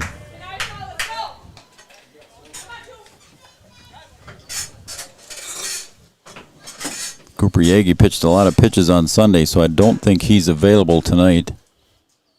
Don't know the number of pitches as Twidwell delivers strike 2 to Kruger. Well, to Kraus. Yagi went deep into the 6th inning there on Sunday. So I'm sure he had at least 80 pitches, be my guess. There's another base hit up center field. So Kraus with a base hit. So 3 base hits in the inning here, Brian, and Barnesville has a 2-0 lead, and they've done it all on 2 outs. Yeah, even though Twidwell hasn't thrown very many pitches, it looks like Barnesville's starting to figure him out. Third time around. So Blake Torfin comes up now. He singled and grounded out. 1 for 2 on the day. There's first pitch swinging. Torfin fouls that one back out of play.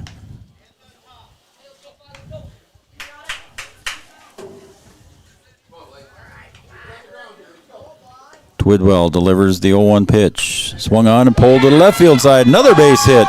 Lands in front of Werner. And Werner gets it back into the infield in plenty of time. And bases are loaded for Barnesville. Just moving right along. And I think we might see a change here. I think we have to on this mound visit. It's the second one of the inning as Twidwell flips the ball to head coach Heidemann. And we've got a pitching change. Looks like Emmett Vig will be coming in. So this mound visit brought to you by Wappin and Drug right there on Dakota Avenue. Wappin and Drug, all your prescription needs, your over-the-counter needs, gifts, cards, much, much more. Wappin and Drug in downtown Wappin. Stop and see Lori, Shannon, Amy, Christie, and everybody down there at Wappin and Drug. Woodwell going to go to first. So Roberts going to go to second, it looks like. So let me make the changes here. Roberts goes where? Vig is pitching, right? Yeah. Vig's going to pitch. Twidwell's going to go to first, and Roberts to second. And Roberts to second base. Changes for Breckenridge. Now pitching number 4, Emmett Vig. Moving over to first base. So Twidwell at first base. Roberts to second base. And coming in to pitch is Emmett Vig. And moving to second base, number 24, Colin Roberts. So nobody come in new. It's just a little defensive changes here for Breckenridge. The lineup stays the same. And we got a timeout here as we're... Okay. Don't know what that was for, but everybody's back playing.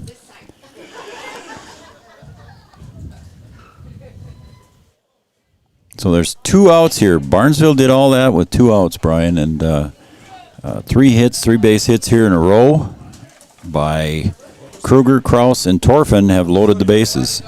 Breckenridge just needs to get themselves out of the inning. You've only given up 2. You don't want to let it get too far out of hand. And you think about it, as Jack Olson had hit him. So that's going to walk home a run here with the hit by pitch. Now coming to the plate. You felt like with it at 2, Breckenridge feeling like, okay, we only gave up 2. You can stay with it. Now 3, starting to stretch it out a little bit. You've struggled all game.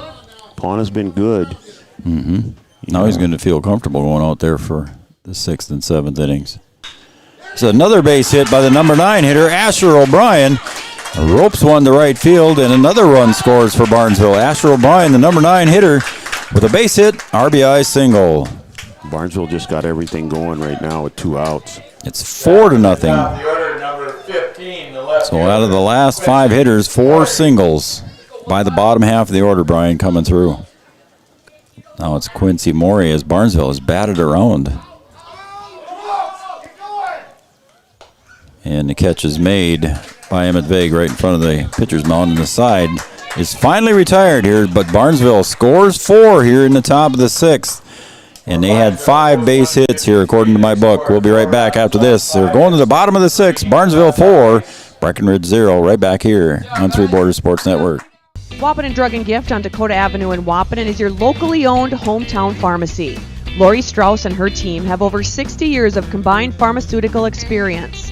In addition to prescription medication, you can also find all of your over-the-counter pharmaceutical needs as well. Wappin Drug and Gift has a huge selection of home decor, gift ideas, and always free gift wrapping. You can find something for everyone at Wappin Drug and Gift, open Monday through Friday, 8:30 to 6, and Saturdays, 9 to 2. OSPTI has been the therapy clinic of choice for over 15 years here in the southern Red River Valley. At OSPTI, they strive to have the most up-to-date treatment options available with their hands-on method to decrease your symptoms and ensure quality care. Their motto at OSPTI, we strive to meet your goals. Locally owned on 5th Street North in Breckenridge. OSPTI. All right, we're back here in Breckenridge. I'm correcting myself, Brian. There were 5 singles by Barnesville in the top of the 6th. 5 singles, not 4. So 4 runs on 7 hits and 1 error. Breckenridge, no runs, 2 hits, and 4 errors uncharacteristically for Breckenridge. Yeah, and the one miscue on the pickoff play. Yeah, and you think back about that. I was going to mention that in the last half inning, but I didn't get a chance. Had a chance to that get could have been the third out. That would have been the 3rd out. Yep. And just off by a hair, and ends up giving up 4 runs. Yep, 1 run scored on that errant throw there by Connor Twidwell, and then the dam opened up. And Cam Nito at the plate now so far. Singled and struck out, and this one he pulls to shortstop. Hagan bounces out of his glove, and he's got a hustle, and not in time over to first base, and Cam Nito's going to stay put. So now you see if Breckenridge can take advantage of this miscue. Probably should have been an out. Yeah, if Hagan would have had that one, he's got a strong enough arm to get it over there. But Cam Nito was speeding down the line, so he had to make a clean play to make it work. So he's going to bring up Emmett Vig, 0 for 2 on the day. He's popped out twice.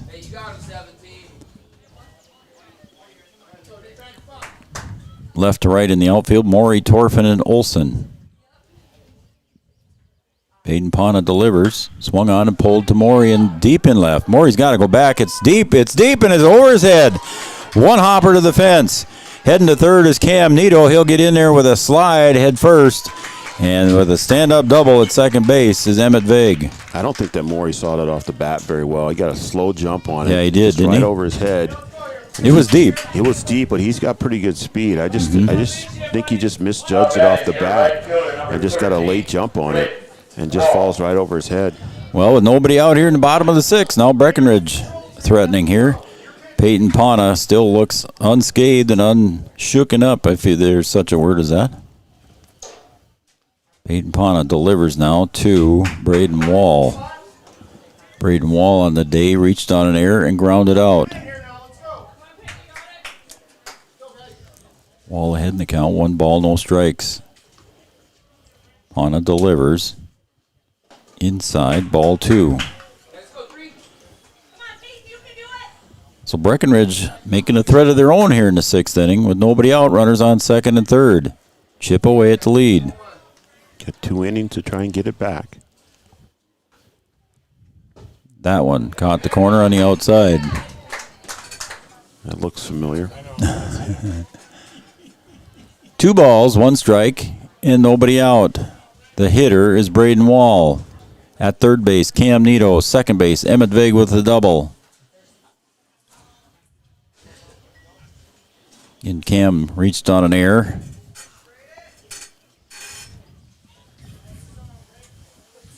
Peyton Pana. Pitch number 74 coming up. Delivers, swung on and popped to right. Back to tag is Nito at third. The catch by Olson. The throw coming home and not in time to catch a sliding Cam Nito. And Breckenridge gets themselves on the board here as everybody advances 90 feet. Vig goes to goes to third. And Braden Wall with the sacrifice fly. Well, they get 1 back.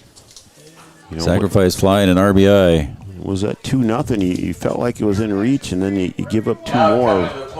We'll just see if they gave up too many here. So 1 out here now as Cooper Yagi comes to the plate with a runner at third in Emmett Vig.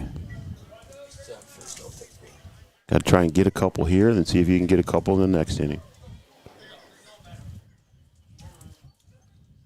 Pana delivers, swung on and popped up behind the home plate. Coming back and making the catch and the snag for a nice catch is Jablonski. He didn't see it right away, Brian, but he turned around and made the catch. No, he threw the mask away and looked up and couldn't find it. Just found it at the last second there and doing a good job of hustling over and making the play. Number 6, Chris Nito. So Mrs. Yagi bringing us up a treat. Yeah, we like that. How about that? We got plenty of foul balls, so we deserve a few treats. So we thank them for bringing us a treat. That brings up Chris Nito to the plate. Chris is over 2 on the day. Again, 90 feet away is Emmett Vig. Pana delivers outside for a ball. Chris Nito is struck out and popped to center. Emmett Vig, after his double, stands at third. Peyton Pana delivers. Outside, and it gets away, and 90 feet away, coming home to score the second run, is Emmett Vig on the pass ball. Or wild pitch, I think we'll say that one was. Yeah, that's the first one for him. First one where he kind of looked out of control. Yeah, he really went wide on that one. So now the bases are empty now with 2 outs, and the count is 2 balls, no strikes to Chris Nito. 4-2 lead here for Barnesville. 53 trying to work their way back in this thing. Yeah. 4 runs in the top of the 6th for Barnesville, 2 so far in the bottom of the 6th for Breck. Comes up high, it's 3-0 now. So pitch number 78 there was high for a ball. He's going to come in with pitch number 79 here.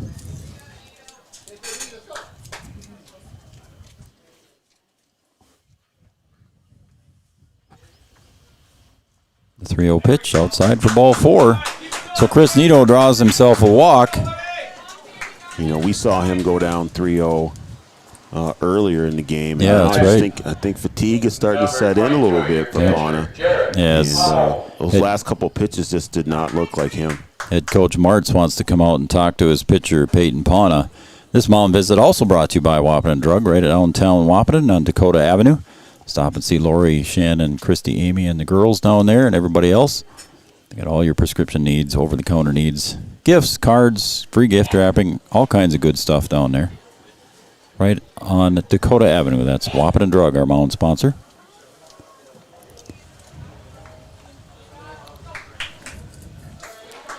So there's 2 outs here now in the bottom of the 6th. Breckenridge has put 2 runs across here so far, and standing over at first base is Chris Nito.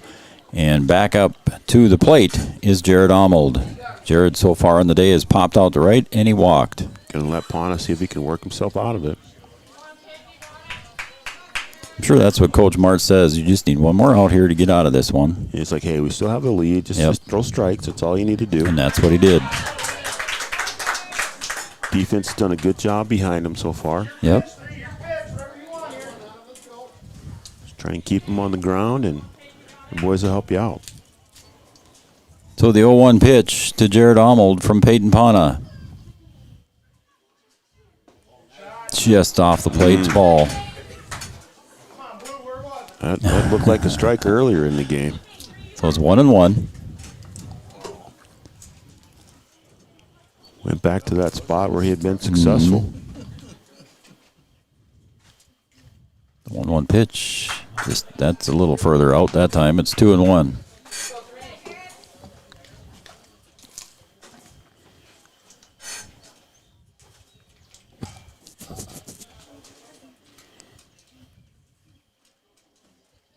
The pitch. Just off the plate again. It's ball 3. 3-1 now.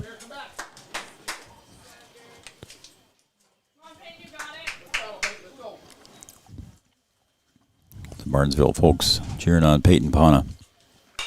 Swung on and fouled into the first base side. Affield giving chase, and it's out of reach and out of play. Out of play. The count goes full now.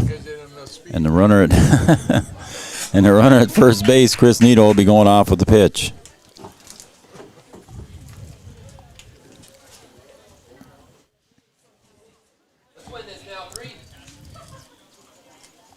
It's full count now. 2 outs. Means Chris Nito will be going with the pitch. Jared Arnold at the plate. Peyton Pauna to deliver the payoff pitch. High, ball 4. Arnold draws another walk. And now runners at first and second. We'll see if get a courtesy runner, and he does. Adam Ohm comes out of the dugout. Colin Roberts. So Adam Ohm goes over to be the courtesy runner. And now coming up for Breckenridge is the 7th hitter of the inning for Breckenridge, and that is Colin Roberts. Colin singled in his last at bat and popped out to short. That walk there puts the tying run on first base. Go ahead, run at the plate.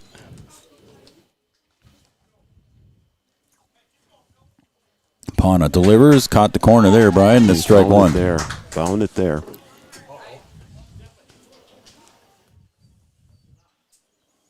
As the home plate umpire talks to the Breckenridge bench. That pitch has been called a strike all It's night been that long. way all night on both teams.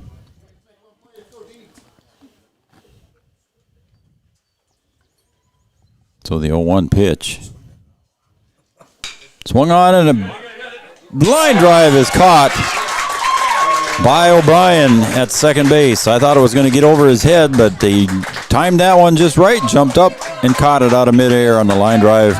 Fly ball by Colin Roberts, and that will retire the side, but not before Breckenridge can score 2 runs here in the bottom of the 6th. It is 4-2 in favor of Barnesville. We're going to the top of the 7th right after this. Did you know that we serve nearly 1,500 square miles across North Dakota and Minnesota? Or that we've been around for over 60 years? How about that we've got 3,000 miles of fiber optics powering one of the best networks in the region? The best part? We're a cooperative. That means we're continually reinvesting in our communities to make them better than ever. We are Red River Communications. We've been recognized as a leader for helping our communities be great places to live and work. To find out how we're helping connect our communities, visit redrivercom.com/connecting. Around here, every town is a sports town. And why not? Sports were important to us growing up, and we want the same for our kids. To get involved, because that's how kids learn to lead. And why Farmers Union Insurance supports these programs. Farmers Union Insurance. They don't just protect our community, they invest in it.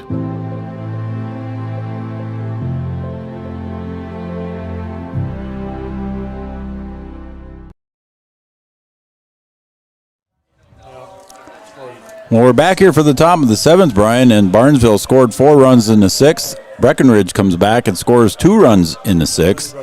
And Barnesville posts 153 with a 4-2 lead. Yeah, upon able to get out of the inning there, you know, go back to that the inning where Breckenridge or where Post 153 scored their runs. You know, they had a chance to hold them at 2 runs. Yeah. And then they had the hit by the hit batter.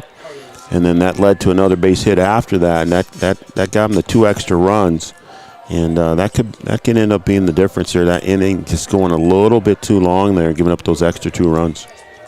So we're going to the top of the 7th here, and Barnesville with a 4-2 lead here, and Emmett Vig on the hill here for Breckenridge. Peyton Pauna so far with 87 pitches. We'll see if he comes out now to start the bottom of the 7th for Barnesville. Barnesville batted around in the last inning, bringing 10 hitters to the plate. Yeah, it will be interesting to see if Pauna does come back out. Coach Martz went out and talked to him once in the 6th inning, but left him in. So Vig delivers the 1-0 pitch, and that one squirts away from Humboldt. It's ball 2. So it's 2-0 now to the hitter is Carson Hagan. Hagan so far struck out in his first at-bat, grounded out in his second at-bat, singled and scored in his third at-bat. There's a little chopper just out of Vig's reach. Yagi charges in front of second base and makes the play over to Twidwell in time to retire Hagan. Nice play there by nice Cooper. Play. Coming in there to nab that and take it away. So Vig gets an assist there because I think it hit his glove, so we'll go 1-6-3 on the putout. Brings up Travis Affield, the first baseman. Popped out to left center in his first at-bat, singled, and was thrown out at second in his second at-bat, and then in his third at-bat, reached on an error and scored. See if he tries to go back to that right side. Swung on and missed. So it's 1-1 now to Travis Affield.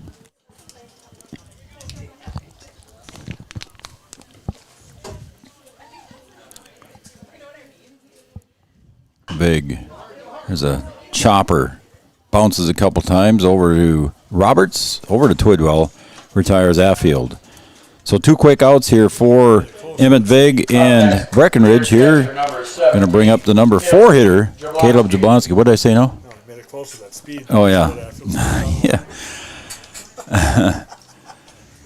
So far, Jablonski is 0 for 3 in the day. He popped out and grounded out twice. Somebody get Chad under control. Yeah, over he's a comedian. He'll be here all week. He'll be here all week. That's right. He will be here all week, too, because there's a game here tomorrow and a game here Friday. 3 Border Sports will be at all of them, so I'm sure we'll be entertained by Chad for 2 more nights after this one.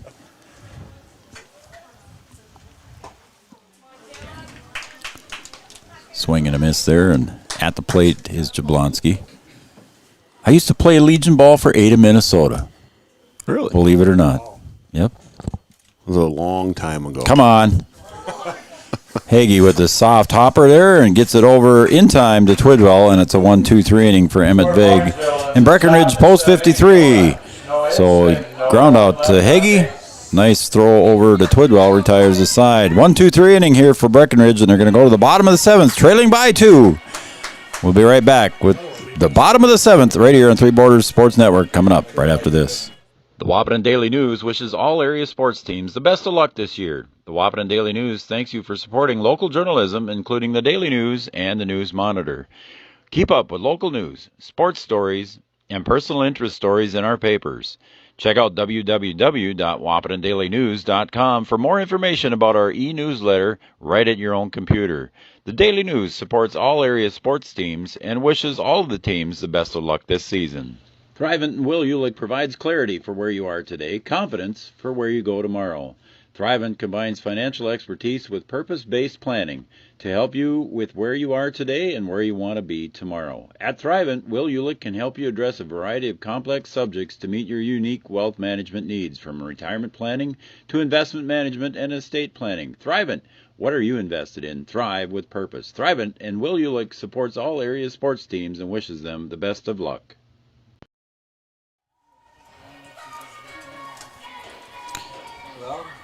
Well, we are back here at Breckenridge, Minnesota.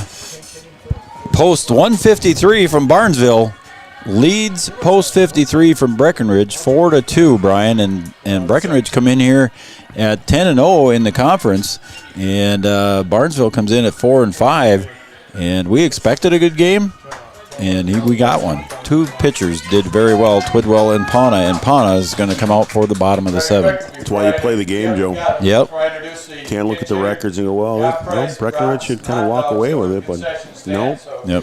Especially when you have two teams that are considered rivals, too, as well. I mean, you just got to throw records out the window and just got to play the game and see what happens. And we figured it'd be a good game, and they're doing a good job at it right now. Breckenridge's going to see if they can pull this thing out, down 2 runs here at the bottom of the 7th. Adam Ohm pitch hitting here in the bottom of the 7th, takes outside for a ball. So Ohm pinch hitting for Connor Twidwell here in the bottom of the 7th. Griffin Bossy pinch hit for Twidwell in the 5th and struck out, and now Adam Ohm gets his chance. Doing some courtesy running for Breckenridge, and now he's getting a chance at the plate, the left-handed hitter, Adam Ohm. It's 2-0 now to Adam. We want to thank Brady Yagi for bringing us up a treat. That was very nice of her. That one's just off the plate. It's ball 3. And now we have some conversations going on, I think, again. It's going to get worse. So, home plate umpire Kelly McNary wants to go over and talk to Coach Martz for a few minutes. Again, Coach Martz does not have an assistant coach, so he's got to be careful. I didn't see if there was a reaction by Pana after the pitch. I didn't either. I guess I didn't see that. It didn't. Well, I won't say nothing. But anyway, Coach Martz, now they're going to go out and talk to Peyton Pana. So was there a reaction out of Pana when that was there? So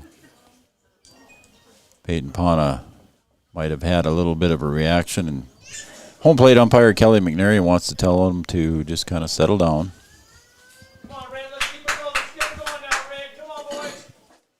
You know he's thinking about getting the victory off of Breckenridge here, and I'm sure he was frustrated. You get a couple that are close there, you feel like they should be strikes. And okay, and now Kelly McNary is going to go over and talk to Coach Heidemann and tell him what was said and what was explained, and get everything all straightened out. And Pana's been pretty poised out there on the mound. Yeah, he was, yep. So really kind of surprised to see. That's probably why Kelly just wanted to go out and talk to him a little bit if he did react to that ball call and the pitch. So it's 3-0 now. Peyton Pana going to deliver to Adam Ohm. There's a call strike in the corner. So due up next for Breckenridge is Jace Werner. He's the tying run. If Adam Ohm can get on. 3-1 pitch. High and away, it's ball 4. Tried to go back to that same spot. Yep. So Ohm draws the base on balls, and the potential tying run in Jace Werner comes to the plate. Werner so far has grounded out and popped out. Top of the order for Breckenridge. Cam Nito coming up next on deck.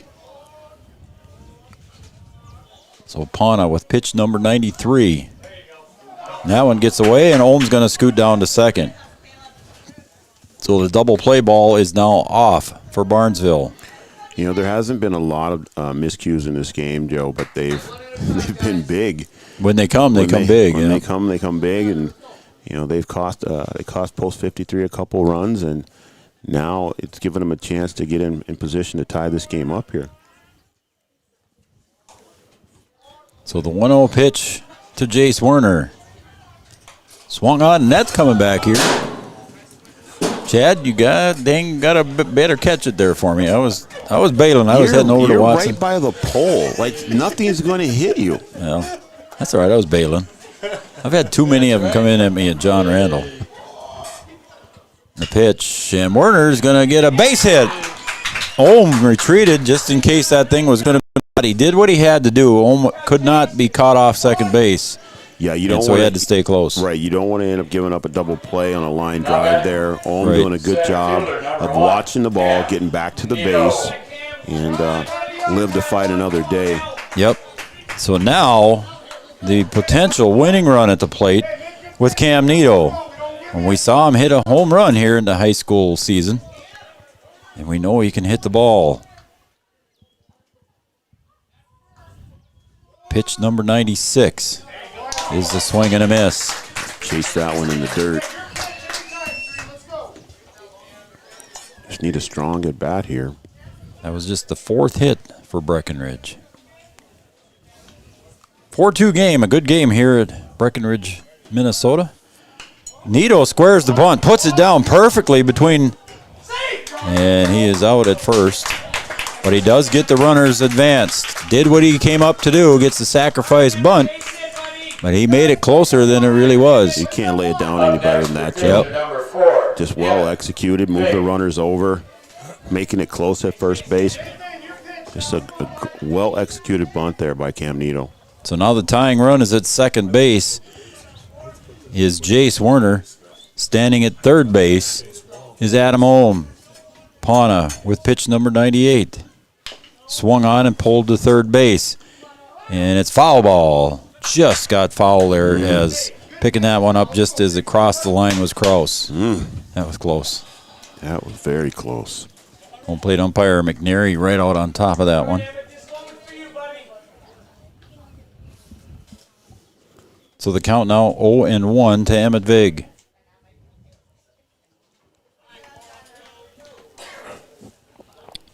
Breckenridge fighting to keep their 10-0 record in the conference in the section clean. Trails Barnesville 4-2 with a strike call. Now it's 0-2. Peyton Pana with one out. The pitch, and it gets away, and the breaking pitch goes back to the fence. Here comes one run, and just one run will score. Jablonski couldn't find that one right away, Brian, and now the tying run just 90 feet away. Yeah, it just bounced away off his right leg and couldn't find it all the way back to the fence, and Ohm kind of hesitated. He couldn't see the ball, and the Breckenridge dugout waving him in. So now we got a one-run game, 4-3 in the bottom of the 7th. 1-2 to Emmett Vig. That one's popped out to center. Tagging at third is Werner. The catch is made. The throw comes in. It's off the mark. And coming home to score the tying run on a sacrifice fly by Emmett Vig. 2 sacrifices in a row here, and we are tied. Post 53 doing it the right way. You get your sacrifice bunt there. You get the sacrifice fly. And again, a miscue on the pass ball there, allowing Ohm to score. And now the tying run gets sacrificed in. Yeah, if that pass ball wouldn't have happened, that would have been just one run. It's a good call there, Brian, as Peyton Pana now at 101. So we're tied now at 4. And that's my phone. Peyton Pana delivers. Swung on and a base hit right up the middle. Braden Wall with a single. Keeps the inning alive for Breckenridge. He's the potential winning run standing at first base. The bat's starting to come alive here for Breckenridge. Peyton Pana with 102 now. Coach Martz says you might as well finish it. Yeah, you just wonder how much he's got left in the tank here. I think 105 is the limit, I think. Yeah, you might it? as well finish it out then. So there is 2 outs. And the pickoff move to first base is not in time. So you wonder now, is Braden Wall going to be stealing? Is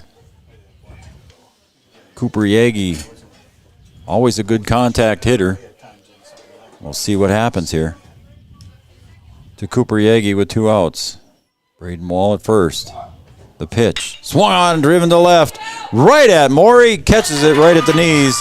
And retires Cooper Yagi on the swing. And a hard line drive to left field, and Cooper Yagi is retired. So there you go, folks. Breckenridge scores 2 in the bottom of the 7th. We're tied at 4, and now we got extra innings, Brian. Free baseball. There you go. We'll be back for the top of the 8th right after this. Wapanen Drug and Gift on Dakota Avenue in Wapanen is your locally owned hometown pharmacy. Lori Strauss and her team have over 60 years of combined pharmaceutical experience. In addition to prescription medication, you can also find all of your over-the-counter pharmaceutical needs as well. Wapanen Drug and Gift has a huge selection of home decor, gift ideas, and always free gift wrapping. You can find something for everyone at Wapanen Drug and Gift, open Monday through Friday, 8:30 to 6, and Saturdays, 9 to 2. Richland IFC works closely with their producers to utilize superior cropping and processing systems that yield products and ingredients of the highest quality and integrity. Richland IFC is dedicated to working with their growers through relationships based on longevity and mutual benefits for all parties involved. Richland IFC and its producers utilize superior cropping and processing systems that yield products and ingredients of the highest quality and integrity for food manufacturers. Richland IFC proudly supports all local sports teams.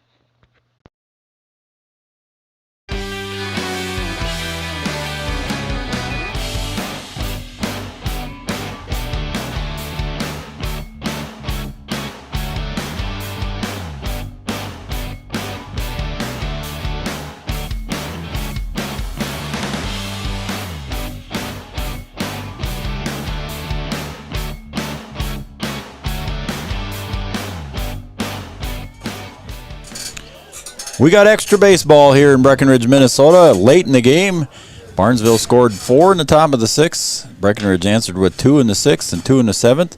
And we are in extra innings.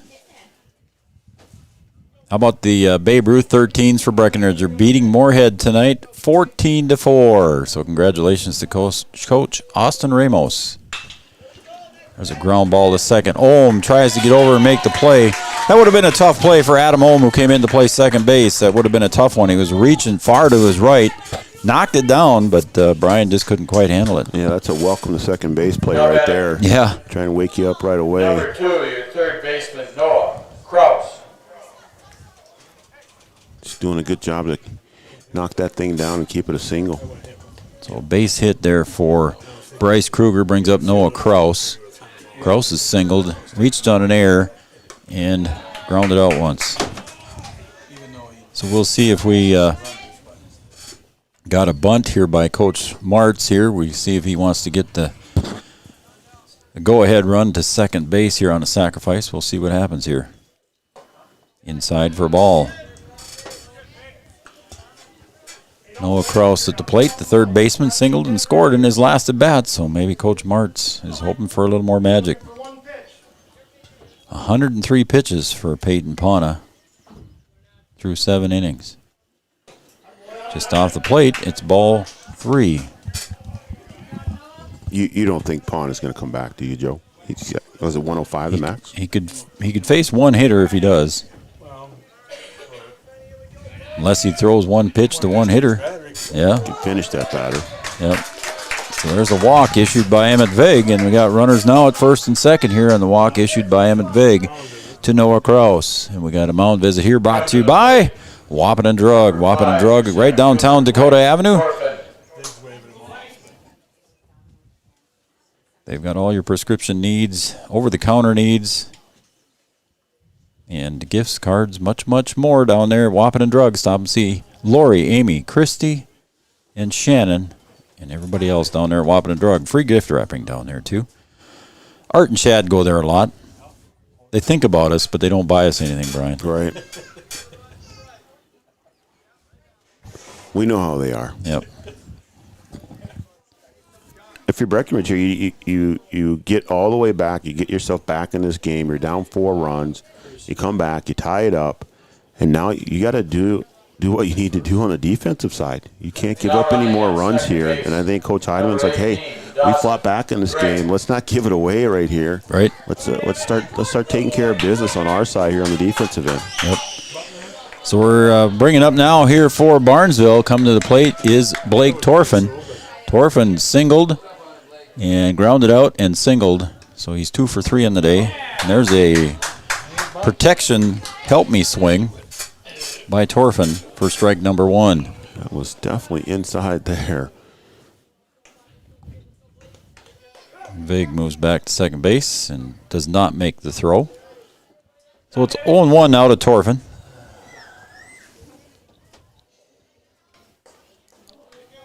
Vig delivers. Foul ball. And Torfin will stay at the plate. That one's still running down the left field line. And bringing that one back in was Jace Werner. So it's no balls, 2 strikes now to the center fielder, Blake Torfin. The 0-2 pitch. Again, another protection swing that was heading right toward him. Yeah, that one looked like it was going to hit him. Yeah, way ahead of it and pulled it foul. So the count remains no balls, 2 strikes. Runners at first and second for Barnesville. Kruger at second. Kraus at first. The pitch swung on. That's strike 2. He cannot go, but the runners can advance. The hitter will be out. The hitter is out at first base, and Kelly's coming back to tell him, but the runners can advance on their own risk. So the runners do advance as that one squirted away from Arnold, Brian, and now they got runners in scoring position with just 1 out. Let's see if they can take advantage of it here. Another miscue. Move the runners over. So the swing and a miss, and it got away from Arnold behind the plate. The runner is automatically out with the runners at first and second and less than 2 outs. If there was 2 outs, he could have tried to advance. But the runners, Kruger and Kraus, advanced 90 feet. Vig delivers, and it hits him right in the middle of the back. So hit by pitch is Jack Olson, the number 8 hitter, and that's not what you want to do to the number 8 hitter, is give him a free ride. No, you certainly don't. You want to make him swing the bat.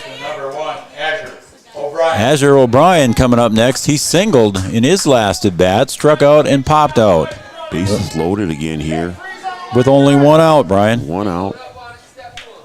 The bases loaded in the last inning. Infield in for Breckenridge. Inside for a ball.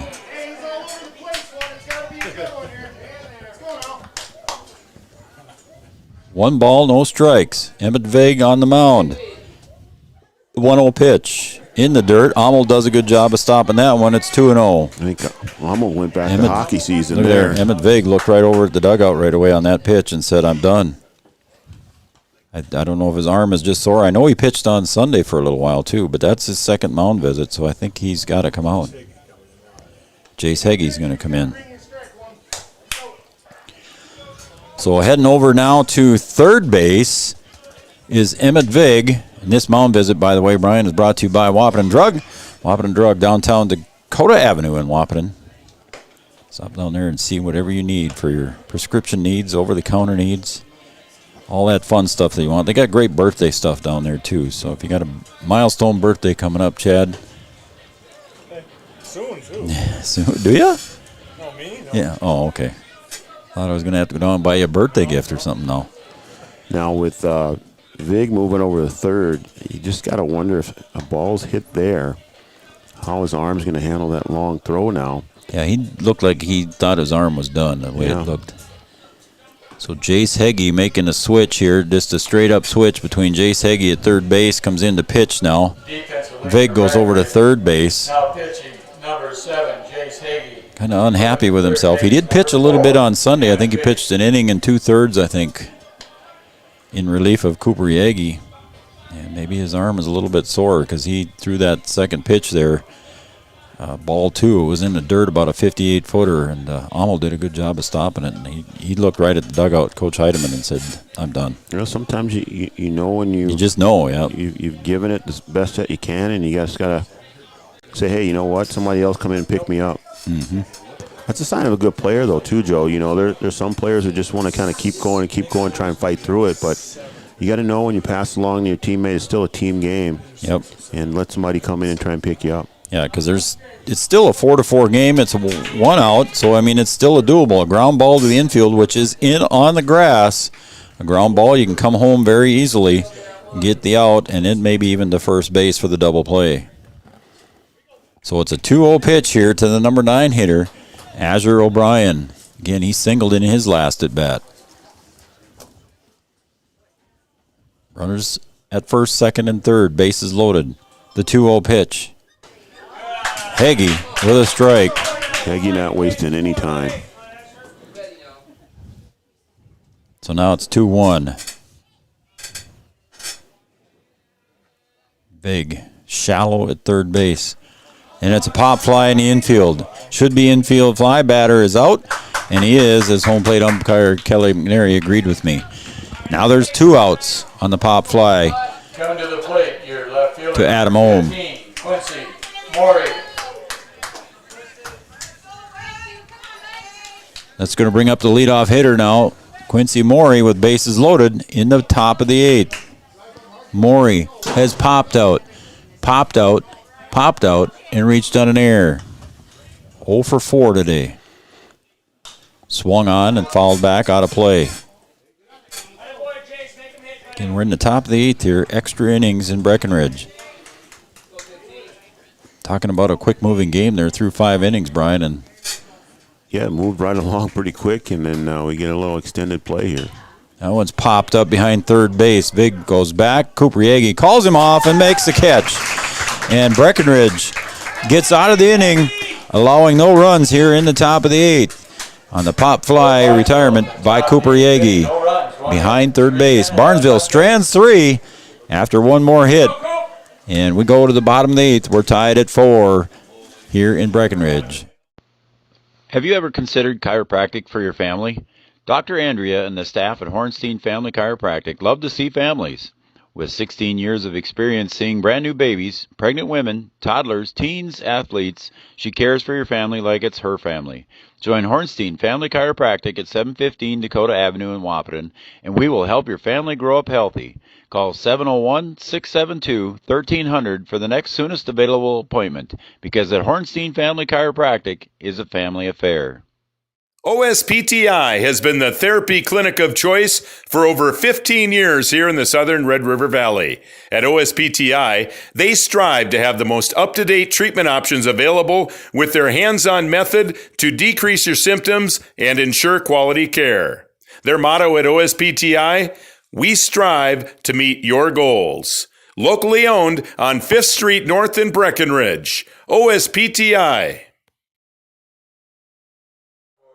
All right, we're back here in Breckenridge and a pitching change there. We were wondering if Peyton Pauna was going to come back out for the bottom of the 8th with a couple of pitches left under his belt. But Coach Martz decides to bring in the lefty from first base, Travis Affield. So Travis comes in, and then Peyton Pauna then goes over to first base. So Chad's relative on the hill now for Barnesville. Bringing in the closer. We'll see if Mr. Hatfield can pick up where Mr. Pauna left off. Pauna, just for long. Yeah, let's talk about his that. pitches, Yep. but he started off the game really well. Both pitchers did, both Twidwell and Pauna. Pitched, a good 5 innings, and then things just kind of went awry after that. But really composed on the mound. Got behind a couple times and able to fight his way out of it. Pauna looked really good for most of the game. So we're in the bottom of the 8th. Chris Nito leads it off for Breckenridge. walked and popped out and struck out. 0 for 2 as Chris Nito drives that one deep to left center, and it's going to fall. Chris Nito rounds first. He's heading for second, puts his head down. He's got to get over there and gets in there standing up, and he maybe should have slid and got the uniform dirty, Brian, but he got in there barely with a stand-up double. That was pretty close there, Joe. It was closer than I think he wanted.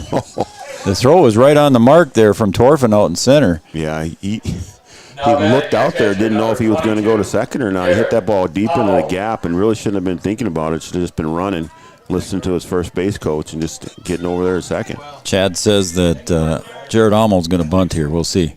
And he does square, and the bunt is down, and it's going to be foul.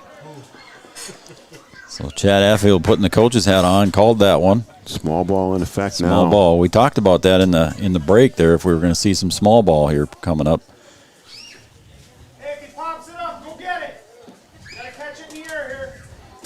So it's no balls, 1 strike to the catcher, Jared Almold. Now you're in the position here where you just need to work, just manufacture a run.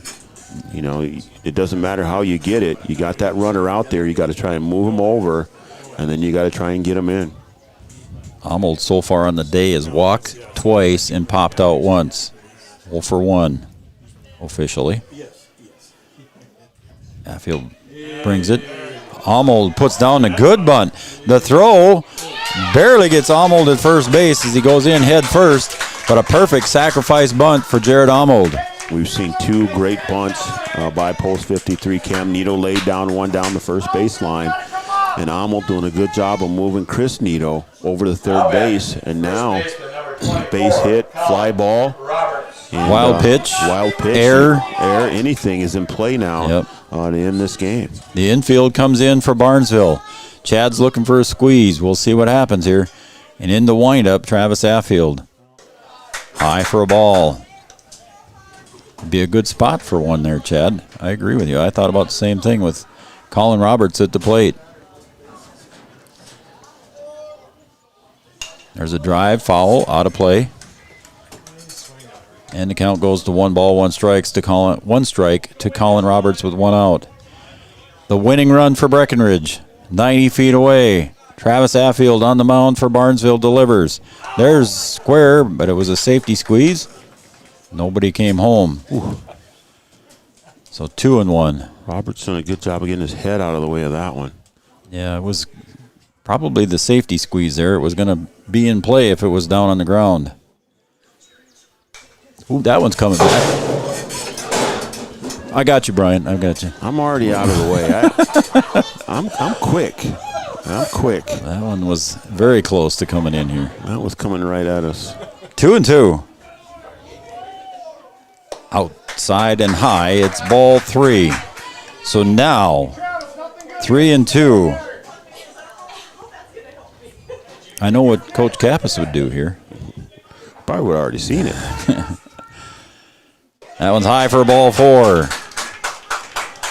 And really that batter doesn't really mean much. You want the out, but I think you might see it here, Joe. Up next, your second baseman. Adam Holmes up at the plate. Number 2, Adam. We'll see what the coach, if he sends the runner at second base again, he does. Nobody there. They're not going to contest it. So a stolen base there by Colin Roberts. Uncontested stolen base. And now runners at second and third. Takes the force out at second. Call strike to Adam Holm. No balls, 2 strikes. He's a 3-point shooter. It's 0-2. Look out there. We were all diving on that one. That one came straight back, too. The fence got it for us there, buddy. We're all on the edge of our seats. We're going to get you like a bubble suit or something. Thank you. The 0-2 pitch. Caught the corner. A strike 3. Affield retires Adam Holm for out number 2 on the strikeout. Caught looking. Brings up Jace Werner.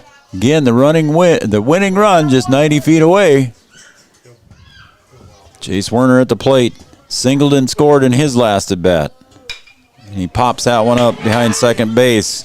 Torfin making the run in, and makes a catch. What a catch as he dives forward, reaches out, and grabs that one just in the nick of time. He wasn't sure if he was going to get to it, and the second baseman, O'Brien, started going back. He gave up on it, and then it was all Torfin for the catch. Torfin doing a great job of laying out for that one, getting his glove on the ground and making the catch and keeping it in his glove. A lot of times you lay out like that, you got your glove on the ground, it'll bounce out. And Torfin just making a great play to get out of the inning. And post 53, I think, let one get away there. Yeah, I think they did. I think you got to try and bunt him home there. Yeah. Try to make something happen there, some small ball. And you're already playing small ball. You might as well continue there and see if you can end the game. Yeah, Coach Heidemann standing over in front of the dugout, his hat in his hand, and he's just kind of shaking his head and probably thinking the same thing there, Brian. I just coulda, woulda, shoulda. Yeah, I don't think that you can ask for a better opportunity, Joe. Yep. If you write it down, I think that's the way you want to write it out. But that's why we're up here and he's down there. That's true. He knows his team, so we'll let that one go. And you got to have the right people in the right spots so they can execute. Yep. Sometimes you got to play man-to-man when you should be playing zone, and play zone when you should be playing man-to-man. I don't know. I mean, I know there's people sitting in the stands to second-guess me. So no. There's none of that going on. Oh, yeah. That doesn't happen. That's the life of a coach, Joe. Yeah. We're going to the top of the ninth here, buddy, and I got no room on my scorebook here for Barnesville in the ninth because they batted around in one inning, so I had to move everybody over an inning.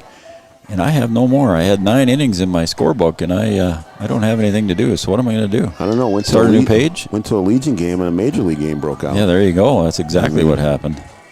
So you're just going to have to start making it up as you go along. Yeah.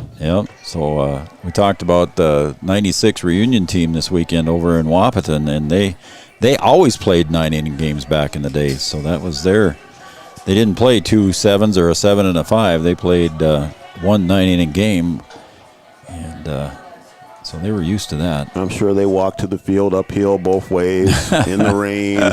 They played in the snow. Sure if Gripper's listening and watching, I'm sure he's going, Watson, I'm going to get you the next time you come into my store. I saw him today. Did you? I ran into tried to get him to buy me lunch, but he wouldn't do it. We appreciate his signs, too. He made some signs for us, so if you guys need anything, stop down and see Gripper down at Gripper Sports down on Dakota Avenue as well. Strong supporter of Three Borders Sports Network. So here we go, Brian. We're going to start out with Carson Hagan. Carson on the day, 1 for 4. Hagee on the mound for Breckenridge. Delivers ball 1. I have to turn the lights on pretty soon here, Joe. Yeah, Chad. Oh, that's right. You're just running the scoreboard tonight. That one comes up high. It's ball 2.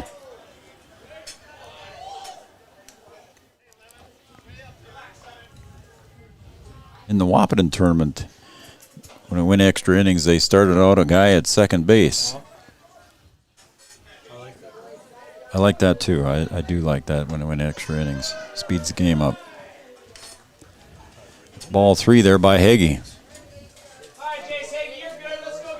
Yeah, especially in tournament play, you got to try and stay on the schedule. Yep.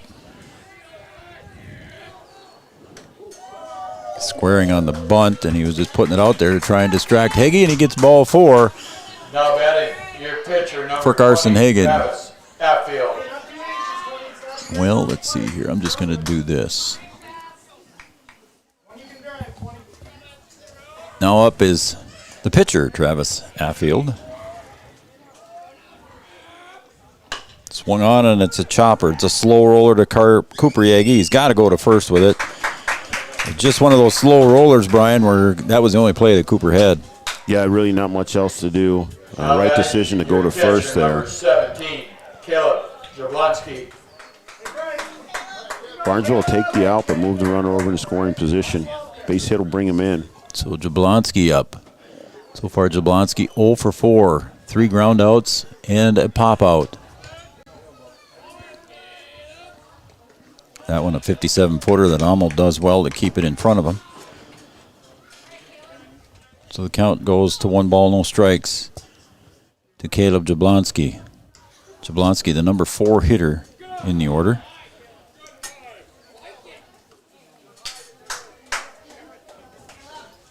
So 2-0 now to Jablonski from Jace Heggie. The pitch. A little bit low again. It's ball 3. Yeah, they're going to make him throw. Yep, taking all the way now. Yep.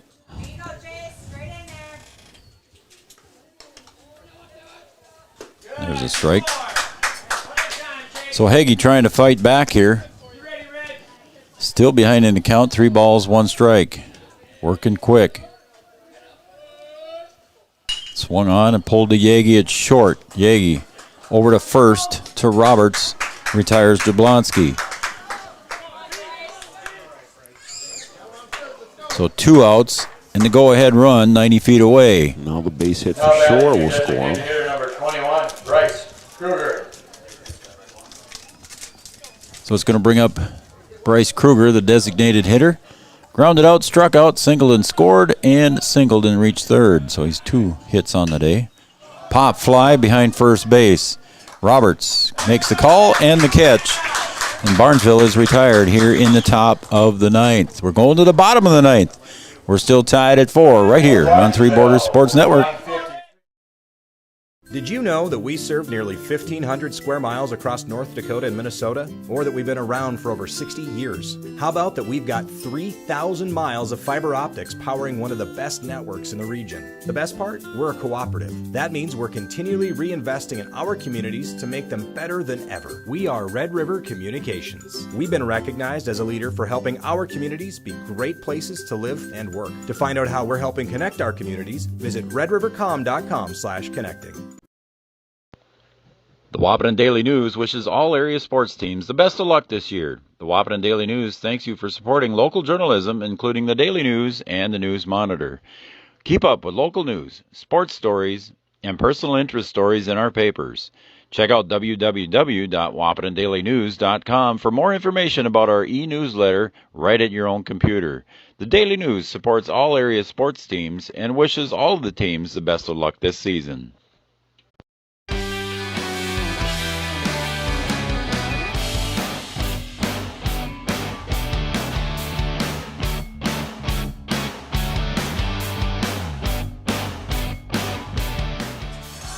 We're back in Breckenridge, Minnesota. We are going to the bottom of the 9th. Breckenridge brings up the leadoff hitter Cam Nito, followed by Emmett Vig and then Braden Wall. 1, 2, 3 in the order for Breckenridge. And they got a runner as far as third base. Chris Nito got to third base in the last inning, but just couldn't quite get him across.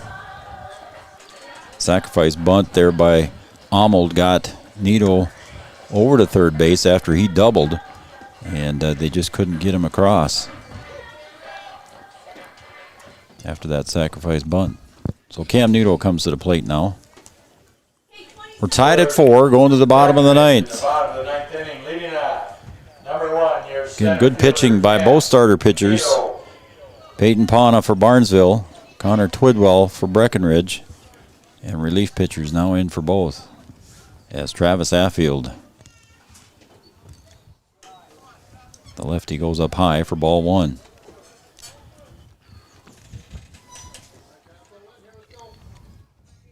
Travis delivers the 1-0 pitch. Comes up high for ball 2. So it's 2-0 now to Cam Nito, leadoff hitter for Breckenridge. High ball 3. So all 3 pitches come up high now for Affield. Taking all the way here. Absolutely.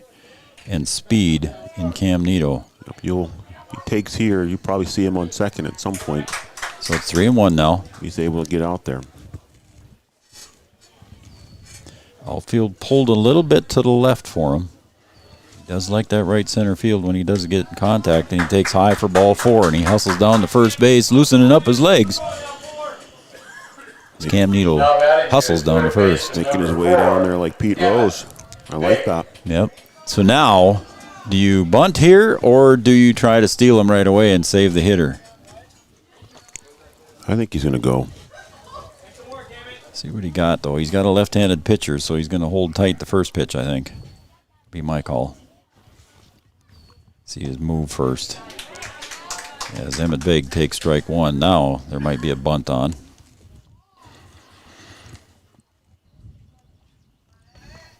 As Emmett Vig didn't see the signals.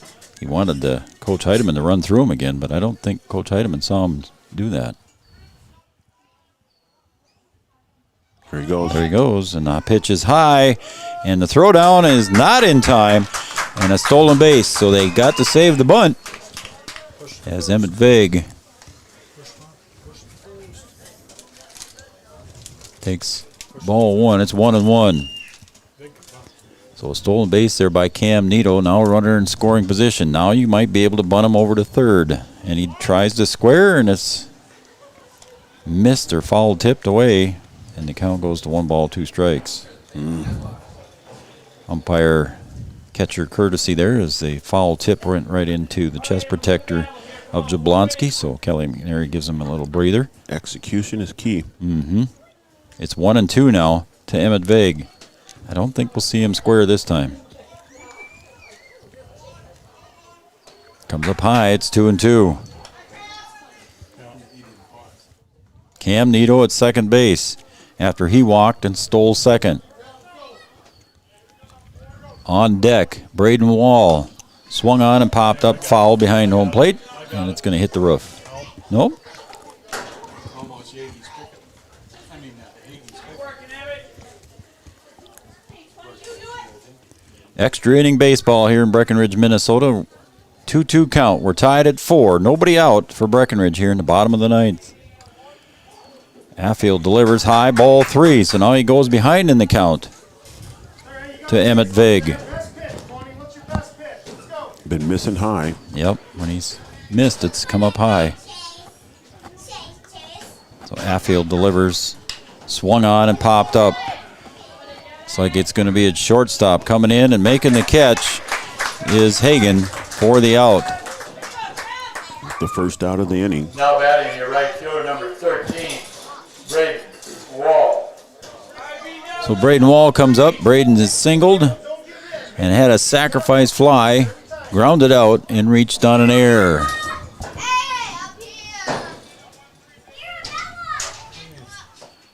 Comes up high for a ball. Just missed there. He felt good about that one.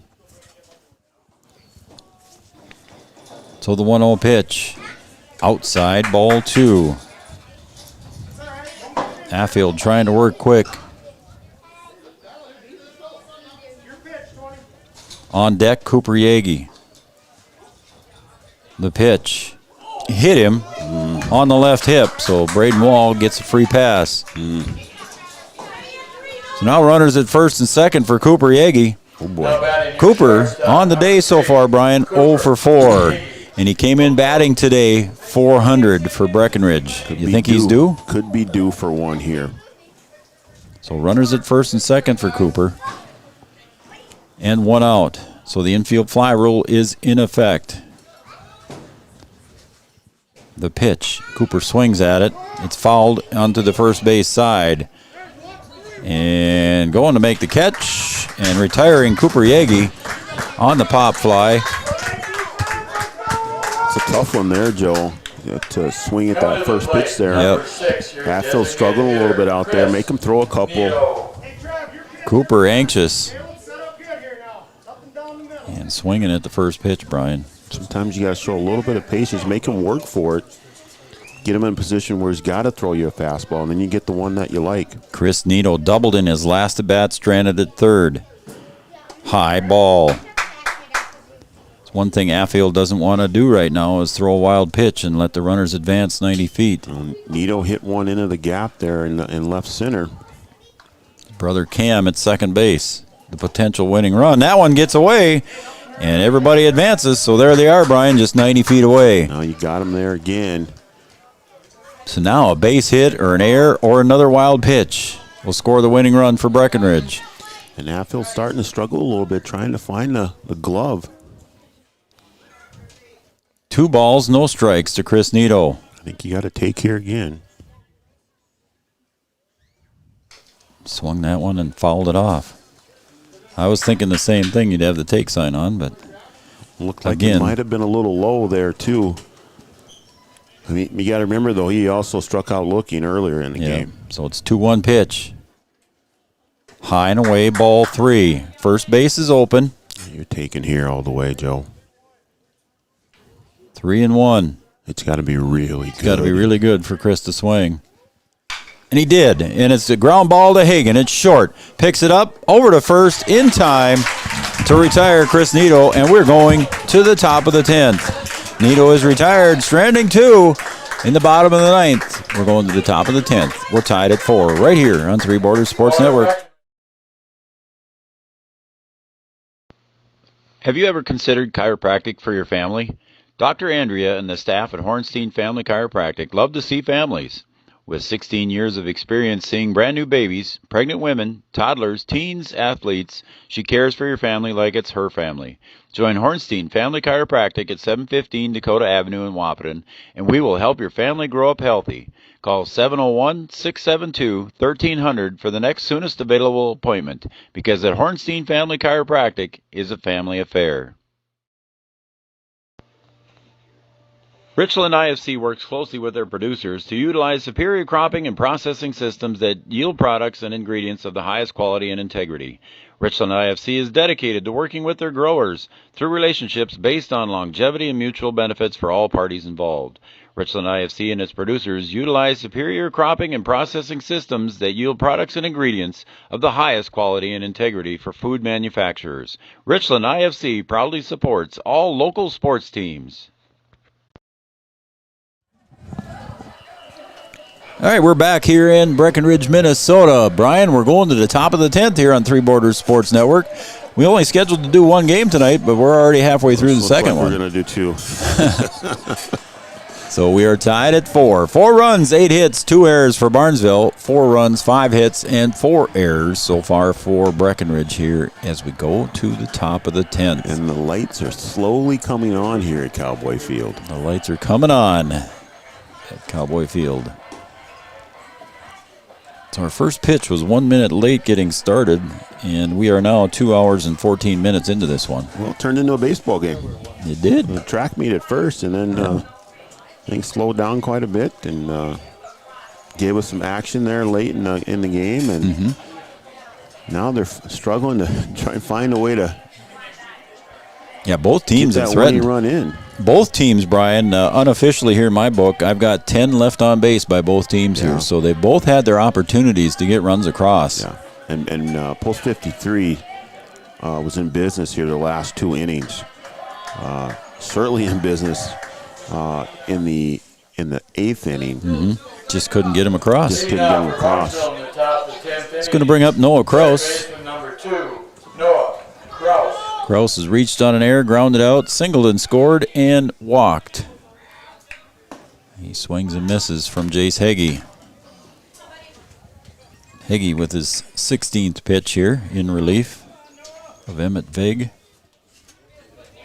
Vig was in relief of Twidwell. Heggie delivers, swung on, and just a little blooper right out in front of home plate. And Ammel turned around to look for it, and it was out in front of home plate, and Heggie come in and grabbed it. He's like, I got it. I got you covered, big guy. So fly ball to the pitcher is the first out for Barnesville here in the top of the 10th. Coming up next is Blake Torfin. Torfin singled in the 2nd, grounded out in the 5th. He was up again in the 5th and singled, and then in the 8th. As Vig calls off Heggie there on a foul ball by Torfin. And 2 quick outs here. Coming to the plate. Going back to the beginning of the game here now where you get quick outs. Those first 5 innings flew by. Just up and down. Heggie trying to make quick work here in the 10th. So Jack Olson at the plate. Facing Jace Heggie. Takes strike 1 on the outside corner. There's your outside corner again, Brian. There it is. It's back in play.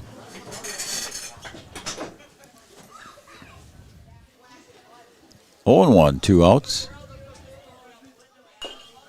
There's a little chopper behind the plate that's foul. So it's 0-2 now. Heggie looking for a quick inning here in the top of the 10th. And now what coaches want to see, because Breckenridge has got a couple more games coming up. They got Ada tomorrow night and then Pelican Rapids on Friday night. Yeah, you can't work your way through all your pitching.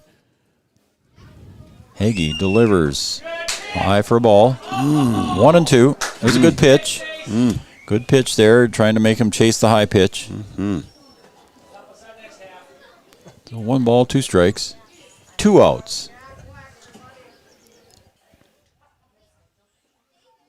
Hagee delivers. Swung on the chopper.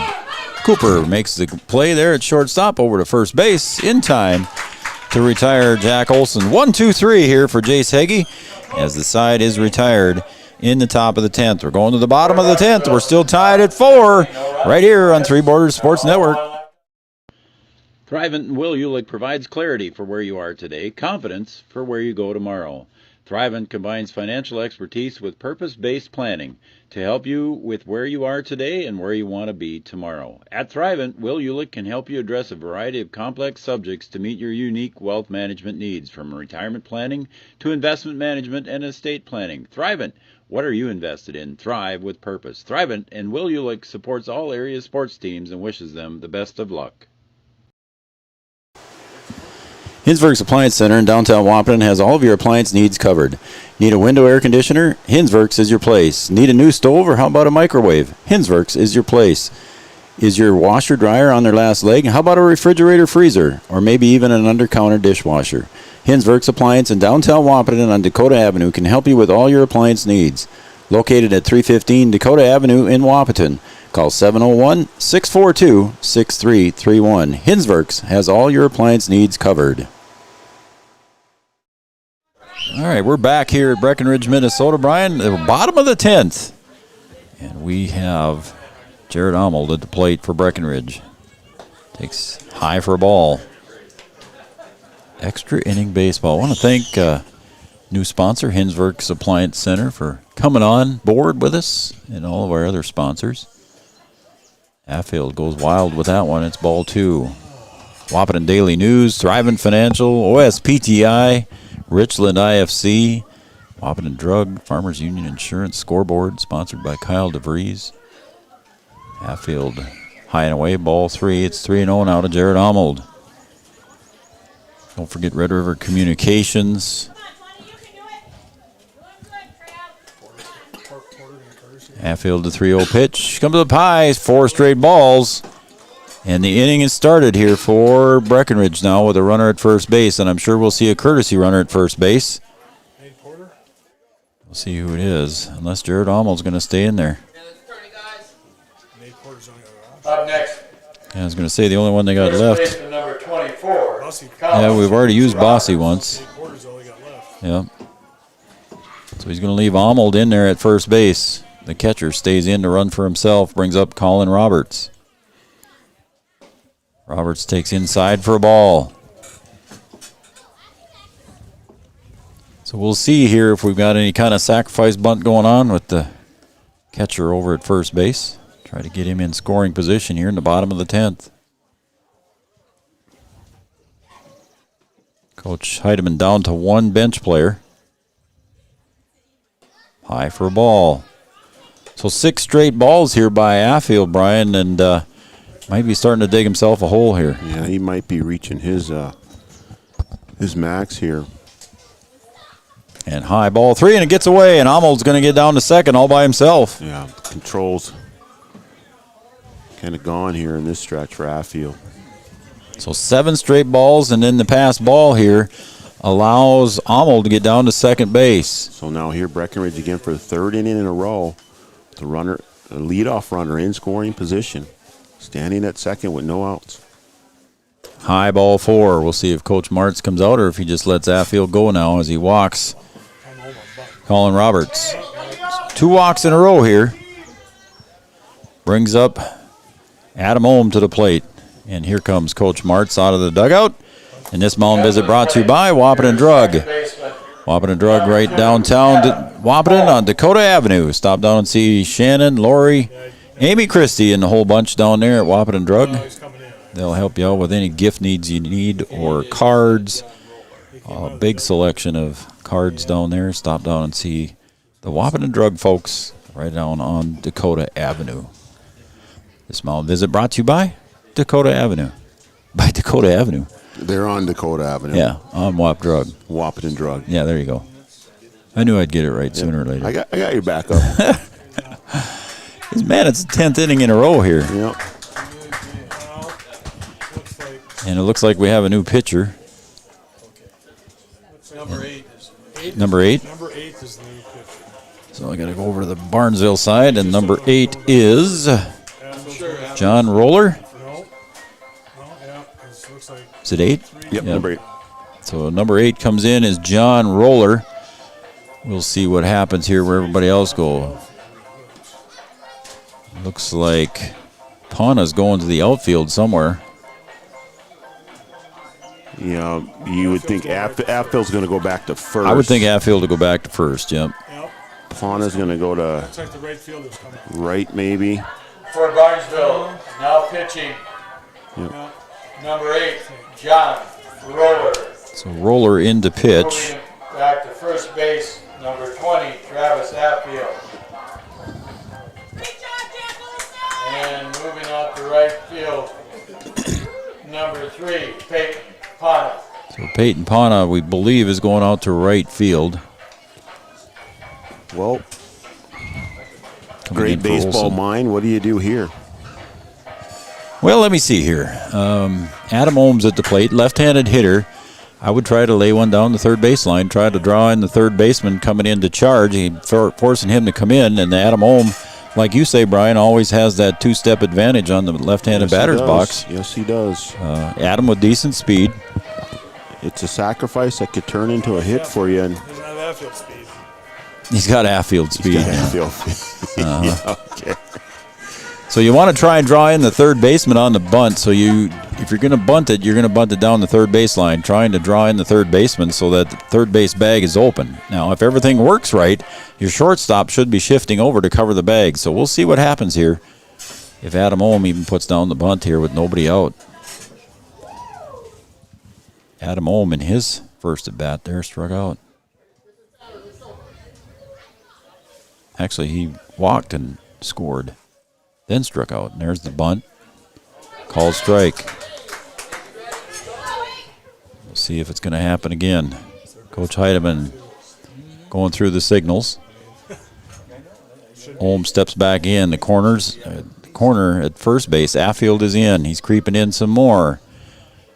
Holmes squares, bunts it down the third base line. Foul. So that's just what I was hoping for, was a bunt down the third baseline, but unsuccessful. They're going to let the pitcher and catcher and first base cover, leaving third there. So here we go. No balls, 2 strikes to Adam Ohm. Is he going to try to bunt again, or is he going to swing away? Roller on the mound, delivers. He did not square. So 1 ball, 2 strikes to Adam Ohm. It's the chess game within the baseball game right now. Coach Heidemann trying to manufacture a run. Ohm at the plate. Roller delivers outside, ball 2. Yeah, it's trying to get him a chase there. Ahead in the count, Brian, you can do that. You can throw that thing outside the plate, hoping he's chasing. So now it's 2-2. You got to get a little closer to the plate. Roller delivers. Swung on, pop foul, out of play. And the count remains 2 balls, 2 strikes, nobody out. Arnold at second. Roberts at first. We're tied at 4. Bottom of the 10th. Yes, the 10th. Roller on the mound.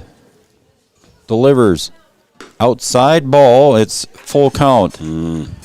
So now the hitter at the plate, Adam Ohm, has to protect the plate. He's got to bring his best here now. Roller needs to come in.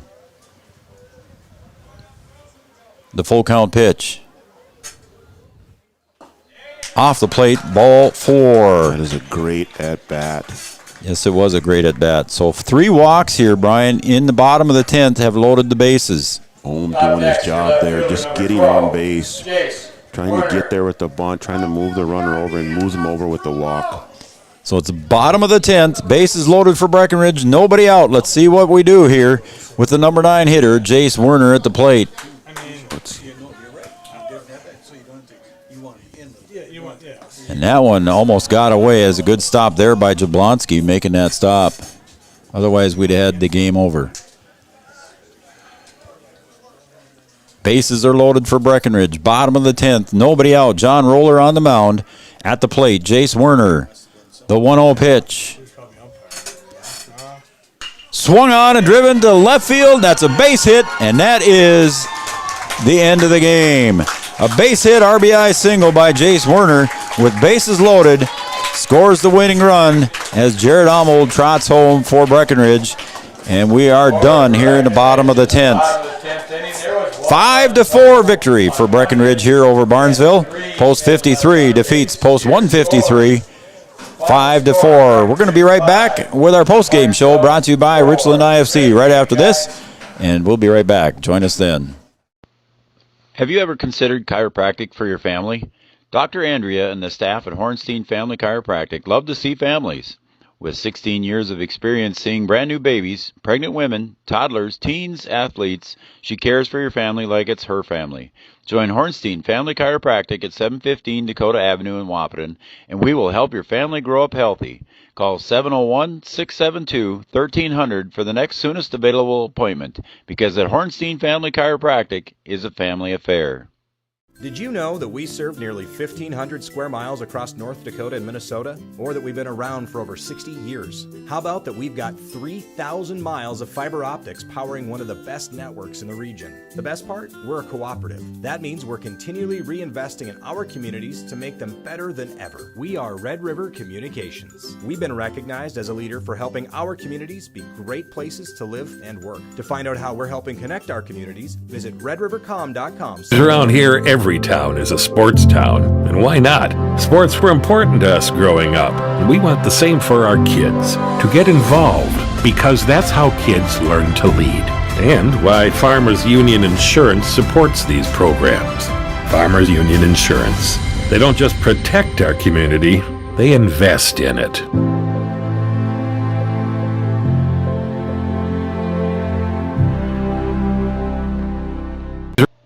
Richland IFC works closely with their producers to utilize superior cropping and processing systems that yield products and ingredients of the highest quality and integrity. Richland IFC is dedicated to working with their growers through relationships based on longevity and mutual benefits for all parties involved. Richland IFC and its producers utilize superior cropping and processing systems that yield products and ingredients of the highest quality and integrity for food manufacturers. Richland IFC proudly supports all local sports teams.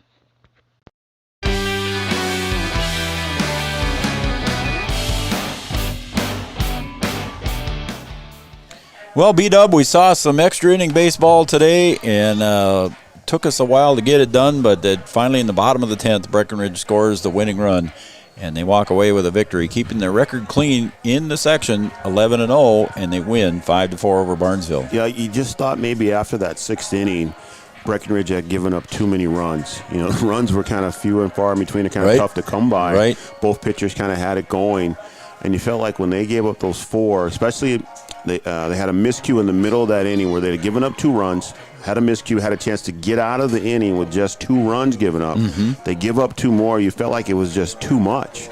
But then they worked their way back. They didn't get it all back at once. They were able to get 2 more back in the bottom of the 6th, and then they get 2 in the bottom of the 7th to tie the game up.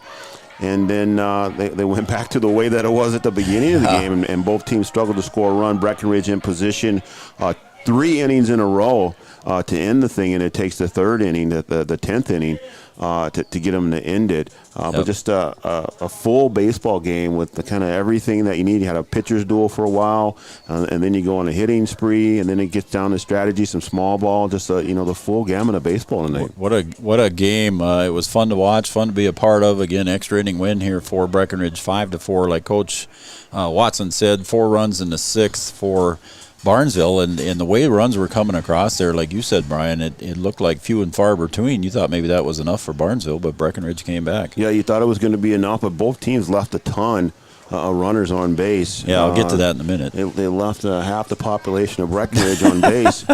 But, you know, they did some good things. You know, Barnesville, both teams were in jams in certain situations, able to work their way out of the jam. Pana pitched a really good game. I mean, he's going to get the loss. Did all he could. Geez, he pitched a really good game and just kind of ran out of gas. You know, he was rolling, throwing very few pitches early in the game, and then just started to get up there in number and went up to 103, and just kind of ran out of gas. But really a good performance to start there. He thought maybe he was just going to coast, especially having that 4-run cushion. Yep. And I was the same as you. I thought that he had a great game. I thought it was going to finish it up that way, and then Breckenridge comes back and scores 2 in the bottom of the 6th, 2 in the bottom of the 7th, ties it up. We go to extra innings. And, again, a lot of opportunities. Brian, you mentioned men left on base. Barnesville left 10 on base. And if you count the 3 that Breckenridge ended up with, and I don't think you're supposed to, but unofficially 13 left on base. Otherwise, they would have had 10 left on base. So, again, just a lot of folks left on base there for a lot of opportunities for both squads. Yeah, the opportunities were there, but you know, it just means that they kind of ticked it up on defense at the right time and got themselves out of a couple jams. And really, I mean, you kind of thought, well, maybe this thing is going to go on to, 12, 13. But I think the arms just got a little bit tired. Affield kind of ran out of gas there. He came in and did a good job early in relief, and then just lost his control. And, you just kind of run out of juice. Yeah, Roller comes in and gives up the base hit single to Jace Werner when bases were loaded, and he drove in Jared Arnold, who reached on a base on balls. There was two walks by Affield, like you said, kind of run out of gas there in his 3rd inning pitched. And then a walk right away was issued by Roller, and then this base hit by Jace Werner drives in Arnold from 3rd for the win. Yeah, because they had gotten themselves out of a jam. There were runners in scoring position 2nd and 3rd there in the 8th and 9th inning, and just weren't able to do it in the 10th. Well, guess what, buddy? We're back here tomorrow night. You might as well we'll just get ready to maybe take a nap in this place. Yeah, bring the sleeping bag and lay on the floor, and away we go. So, yeah, we're back here tomorrow night. Breckenridge Post 53 will be taking on Ada, Minnesota tomorrow. Again, the thing that I'm just going to go back to it real quick. You used up a lot of pitching tonight. Yeah, you did. You had Cooper Yegi pitch a lot on Sunday. Emmett Vig pitched on Sunday. I think Emmett's probably done. That Twidwell's probably at his max. So he won't be back tomorrow. Yeah. So there's going to be some pitching issues because Friday they got Pelican Rapids right here too. Yeah. You see, good night, Chad. Good night, Art. Thanks, guys. You'll see Yagi tomorrow probably. He can get things done, and then you'll have to see where you are after that for Pelicans. So, interesting. I would think you would. You got Ohm that can pitch too. That's true. We've seen Arnold. Arnold can throw. Yep. So you do have some arms left, but your big guns, they're running on empty a little bit. I think Cooper can bounce back. They're used to pitching a lot during the high school season between him and Twidwell. So it'll be interesting to see what happens tomorrow, but I think you'd see Cooper tomorrow. If he can pitch well, then maybe you can see maybe Ohm and Arnold and see what else you have. You just kind of go at a mixed bag and do it by committee and see if you can get it done against Pelican on Friday. All right, so there you go. We're going to be here. Three Border Sports will be here for both games, Thursday and Friday. One game each. Friday is going to have a little later start. We're told it's 7 p.m. on Friday. 6:30 tomorrow night against Ada. We'll be on the air about 20 after 6 or so, somewhere in there, for our pregame show brought to you by the Wahpeton Daily News. But our postgame, I forgot to mention, Brian, our postgame show was brought to you by Richland IFC, innovative food crops from the rich lands of the Midwest. Richland IFC, our postgame sponsor. Thanks to them for doing that and all of our sponsors. Again, your final score here from Breckenridge. Breckenridge wins in 10 innings. They beat Barnesville 5-4. Breckenridge moves on to 11-0 and 14-4 overall. For Brian Watson, I'm Joe Schreiner, Three Borders Sports Network. We'll see you tomorrow night right here from Breckenridge, Minnesota, Cowboy Field. Breckenridge versus Ada, Minnesota. Again, your final score, 5-4 in favor of Breckenridge over Barnesville. Good night, everybody.